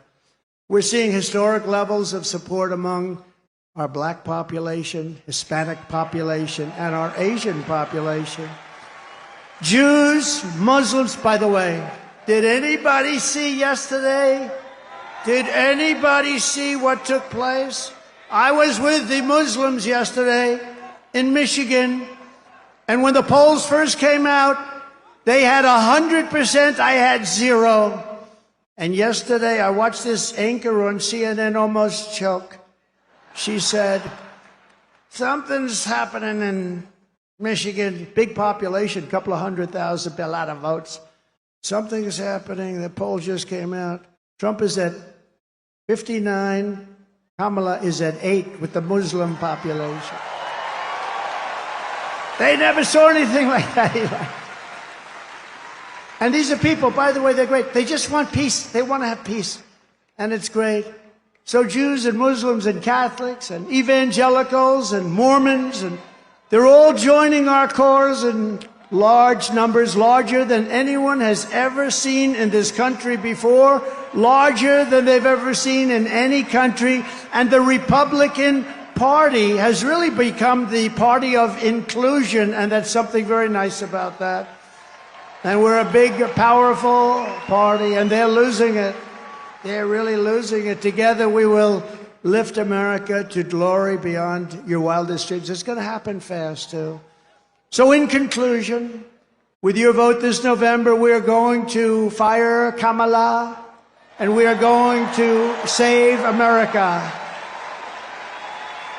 We will cut your taxes, end inflation, slash your prices, raise your wages, and bring thousands and thousands of factories back to America. We're even going to get Elon to bring that stuff back. We will build American, we will buy American, and we will hire American. I will end the war in Ukraine, which would have never happened if I were president. I will stop the chaos in the Middle East, and I will prevent World War III from happening. We will crush violent crime and give our police the support, protection, resources, and respect that they so dearly deserve. We will strengthen and modernize our military. I rebuilt our military in total, rebuilt all of our military, built 571 miles of wall, too. I took it out of the military because I couldn't get it from the people in Congress that should have given it to us. So I considered it an invasion. I said, there's a couple of generals, I said, congratulations, this is an invasion of our country. So I took it out of the military, had 9 lawsuits and won them all. We will build a massive defense shield, all made in the USA. We're going to build a beautiful dome over our country. And a lot of it's going to be made right here in New York. We will rebuild our cities, including our capital in Washington, D.C., which has become a very dangerous and badly managed place. We're going to make them safe, clean, and beautiful again. We will teach our children to love our country, to honor our history, and to always respect our great American flag.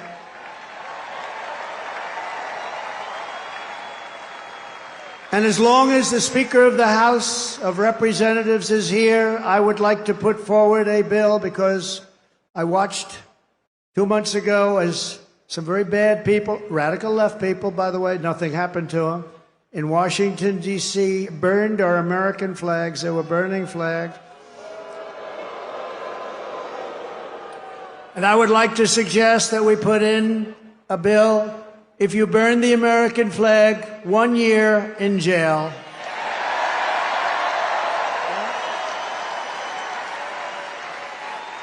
We will get critical race theory and transgender insanity the hell out of our schools. And we will keep men out of women's sports. I will defend religious liberty, I will restore free speech, and I will defend the right to keep and bear arms. Our Second Amendment is under siege. After years of building up foreign nations, defending foreign borders, and protecting foreign lands, we are finally going to build up our country, defend our borders, and protect our citizens. It's called America First, and it's going to happen at levels never seen before. And I'll tell our friends, our allies, who sometimes treat us very badly, that it's about time we take care of ourselves. And we will stop the illegal immigration that's taking place at levels never seen before. We will stop it cold and once and for all. We will not be invaded. We will not be occupied. We will not be overrun. We will not be conquered. We will be a free and proud nation once again. Everyone will prosper. Every family will thrive. And every day will be filled with opportunity and hope. And very much so, it will be filled with the American dream. We're bringing back the American dream, and we're going to bring it back at the highest level that you've ever seen. But for that to happen, we must defeat Kamala Harris and stop her radical left agenda with a landslide that is too big to rig. So you need to get out and vote. Get your husband off the couch. The football game doesn't mean a damn thing. You got to get out and vote. Get up, Harry.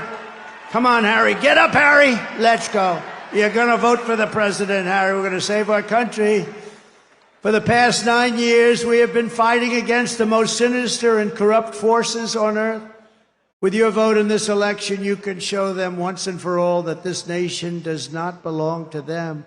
This nation belongs to you. It belongs to you. No city embodies the spirit, energy, and potential of the American people more than where we are gathered tonight. We want to win our country, but we also want to win New York and make it safe and strong and beautiful and affordable and vibrant again. And we're going to do that. And we'll work with the mayor and we'll work with the governor. We're going to do that. We're going to make it great. You know, when I left for Washington 8 years ago, we had a horrible mayor named de Blasio. He was a horrible. And things you could see they weren't being properly done, but still it was a place that people wanted to be and all. But since then, our federal government, what they've done to this place, what they've done to the state, and I mean, to force hundreds of thousands of really rough people into this beautiful, I call it a beautiful oasis. When I left, New York was the place you wanted to be, and now people just don't speak well of it. But we're gonna bring it back, and we're gonna bring it back strong. And I hope you go out and vote. You got to vote. It would be such an honor to win New York. Hasn't been done in decades. Hasn't been done in so long. It hasn't been done in so long. They all say, "Sir, you're wasting your money." I don't think so. Your crime is through the roof. Everything is through the roof. I remember during the debate, they said, "No, sir, this stupid person named David Muir from ABC Fake News." He said, "Sir, crime is not through the roof. Crime is down." I said, "No, it's not." I said, "It's not down, it's up. It's down." I was like debating three people. I had that person next to him who I never even heard of.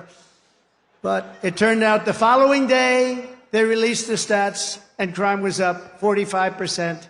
And what a shame. What a shame. We really need a fair press in this country. If we have a fair press, that's going to be 50% of the battle of bringing it back. But this is the city where I was born and raised, and this is the town that taught me that Americans can do anything when they want to. So no matter our differences, when we work together, there is nothing that we cannot achieve. From New York to Las Vegas, from Philadelphia to Phoenix, from Chicago to Charlotte, from Atlanta to Detroit, this nation was built by generations of American patriots who gave everything they had for our rights, our future, and for our freedom. Through freezing cold winters and hot scorching summers, through storms and setbacks and conflicts and danger, our American ancestors pushed onward, marched forward, and overcame every single obstacle that stood in their way. Together they crossed the oceans, settled a continent, tamed the wilderness, laid down the railroads, raised up those mighty skyscrapers, built the highways, won 2 world wars, defeated fascism and communism, and launched American astronauts to the moon. It was hardworking patriots like you who built this country, and 9 days from now, it's hardworking patriots like you who are going to save our country.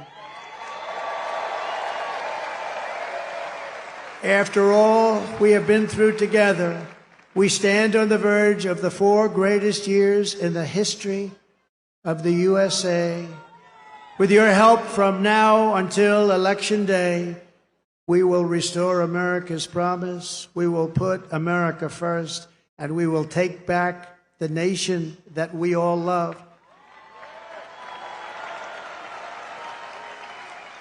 We bleed the same blood, we share the same home, and we salute the same great American flag. We are one people, one family, and one glorious nation under God. We will never give in, we will never give up, we will never, ever back down, and we will never, ever, ever, ever surrender.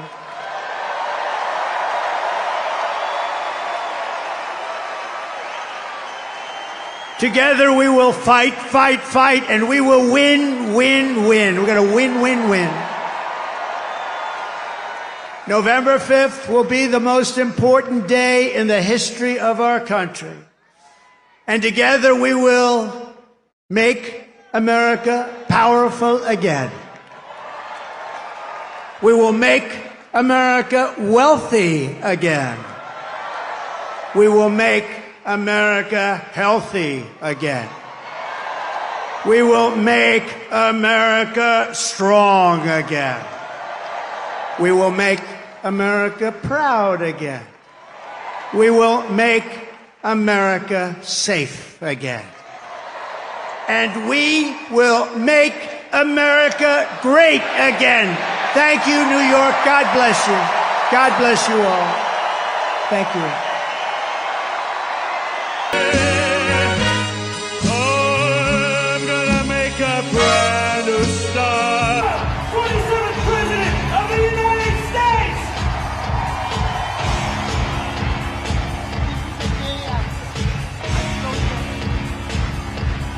There you have former President Trump wrapping up his New York City Madison Square Garden rally, flanked by his wife, former First Lady Melania Trump.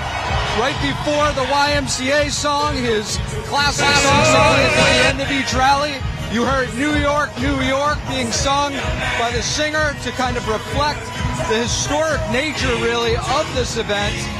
To talk about what former President Trump said in his speech, there was a lot of, the same policy issues that he lays out. He really focused on early voting, encouraging the Republican base, his supporters, to get out there and early vote. Typically, Republicans don't vote early. They like to wait for Election Day. But he encouraged people to get out there. He also mentioned the fact that in a lot of the battleground states, North Carolina, Pennsylvania, Republicans are already in the lead, which is very uncharacteristic in traditional elections because Republicans like to vote on Election Day. So this may reflect somewhat of a new trend. He also talked about China and a recent report that was released talking about China. He wasn't a fan of that report. It sort of reflected weakness in the United States, and he reiterated that if there were to be a conflict with China, that the U.S. would win. On top of that, he mentioned the Reciprocal Trade Act. That's one of his policy issues that he's gotten a lot of credit for in the conservative circles, where it talks about any country that taxes the United States, whether it's Japan or China, at whatever percentage they tax American goods, there will be a reciprocal tax on that country. That was a big one as well. So definitely a very massive rally today with around 20,000 people in this venue. It's all packed, as you can see. People are just starting to leave right now as Trump exits the stage. And Trump today also called it one of the greatest political events in our nation's history. That's what he believes. And we will also heard from Eric and Laura Trump tonight before Trump came on stage. And they said that actually over 200,000 people tried to get in tonight, while only 20,000 were let in. And the campaign told me that it's apparently a packed stadium, so that's their campaign head count as well. And also we talked about how being here in the heart of New York City, a very deep blue area of New York, and being able to pack such a large stadium shows that Trump is on the path to win in his 9 days. And also Trump Jr. saying how they wouldn't have been able to do this 4 years or 8 years ago. And we'll also have Alina Haba talking about the journey of Trump's legal cases in New York, how she says that multiple court appearances by Trump in New York actually only made him more popular among New Yorkers. Of course, tonight's rally is packed with Trump supporters. There's a lot of New Yorkers who are not necessarily voting for Trump, but we did also hear Trump sending a more unifying message, trying to extend his olive branch to the other side by saying how he wants to work with Democrats and overcome differences. Specifically, he mentioned how one of his closing arguments here is that he wanted to fix problems for the country. For example, when it comes to the economy, the border, like Steve just talked about. And he says, no matter you're in a blue state or a red state, these problems facing your life right now, he has the ability to fix regardless. And he also talks about that, for example, in New York, he wants to work with New York City Mayor Eric Adams to fix these issues. Tonight, Mayor Adams appeared in Trump's speech quite a few times. Trump praising him for bringing up the issue of illegal immigration affecting lives in New York City, saying how he might have gotten indicted just for doing that. Trump also thanks him for defending Trump just over the weekend by saying how Trump should not be called a fascist. Mayor Adams saying how he has seen other fascists or other remarks which does not align with Trump. So that's the Democratic mayor of New York breaking away from VP Harris's remarks and some fellow Democrats right there. That was actually truly a significant moment. Wasn't a moment that the crowd even really appreciated, but former President Trump made it a point to thank Mayor Adams and show his appreciation for speaking out on his behalf. And, you know, the theme that former President Trump is a fascist, and that was definitely a notable moment. New York, everything New York, the big theme of the day, the theme of the event. And it's wrapping up right now. We're going to sign off. We're just going to encourage everybody. It's your civic duty. It's your constitutional right. Everybody get out there and vote. Doesn't matter who your candidate is. It's just something that every American should value and treasure. We encourage everyone to do it. And we know that both candidates will continue to campaign intensely over the next 9 days before election. Trump is heading to Georgia on Monday.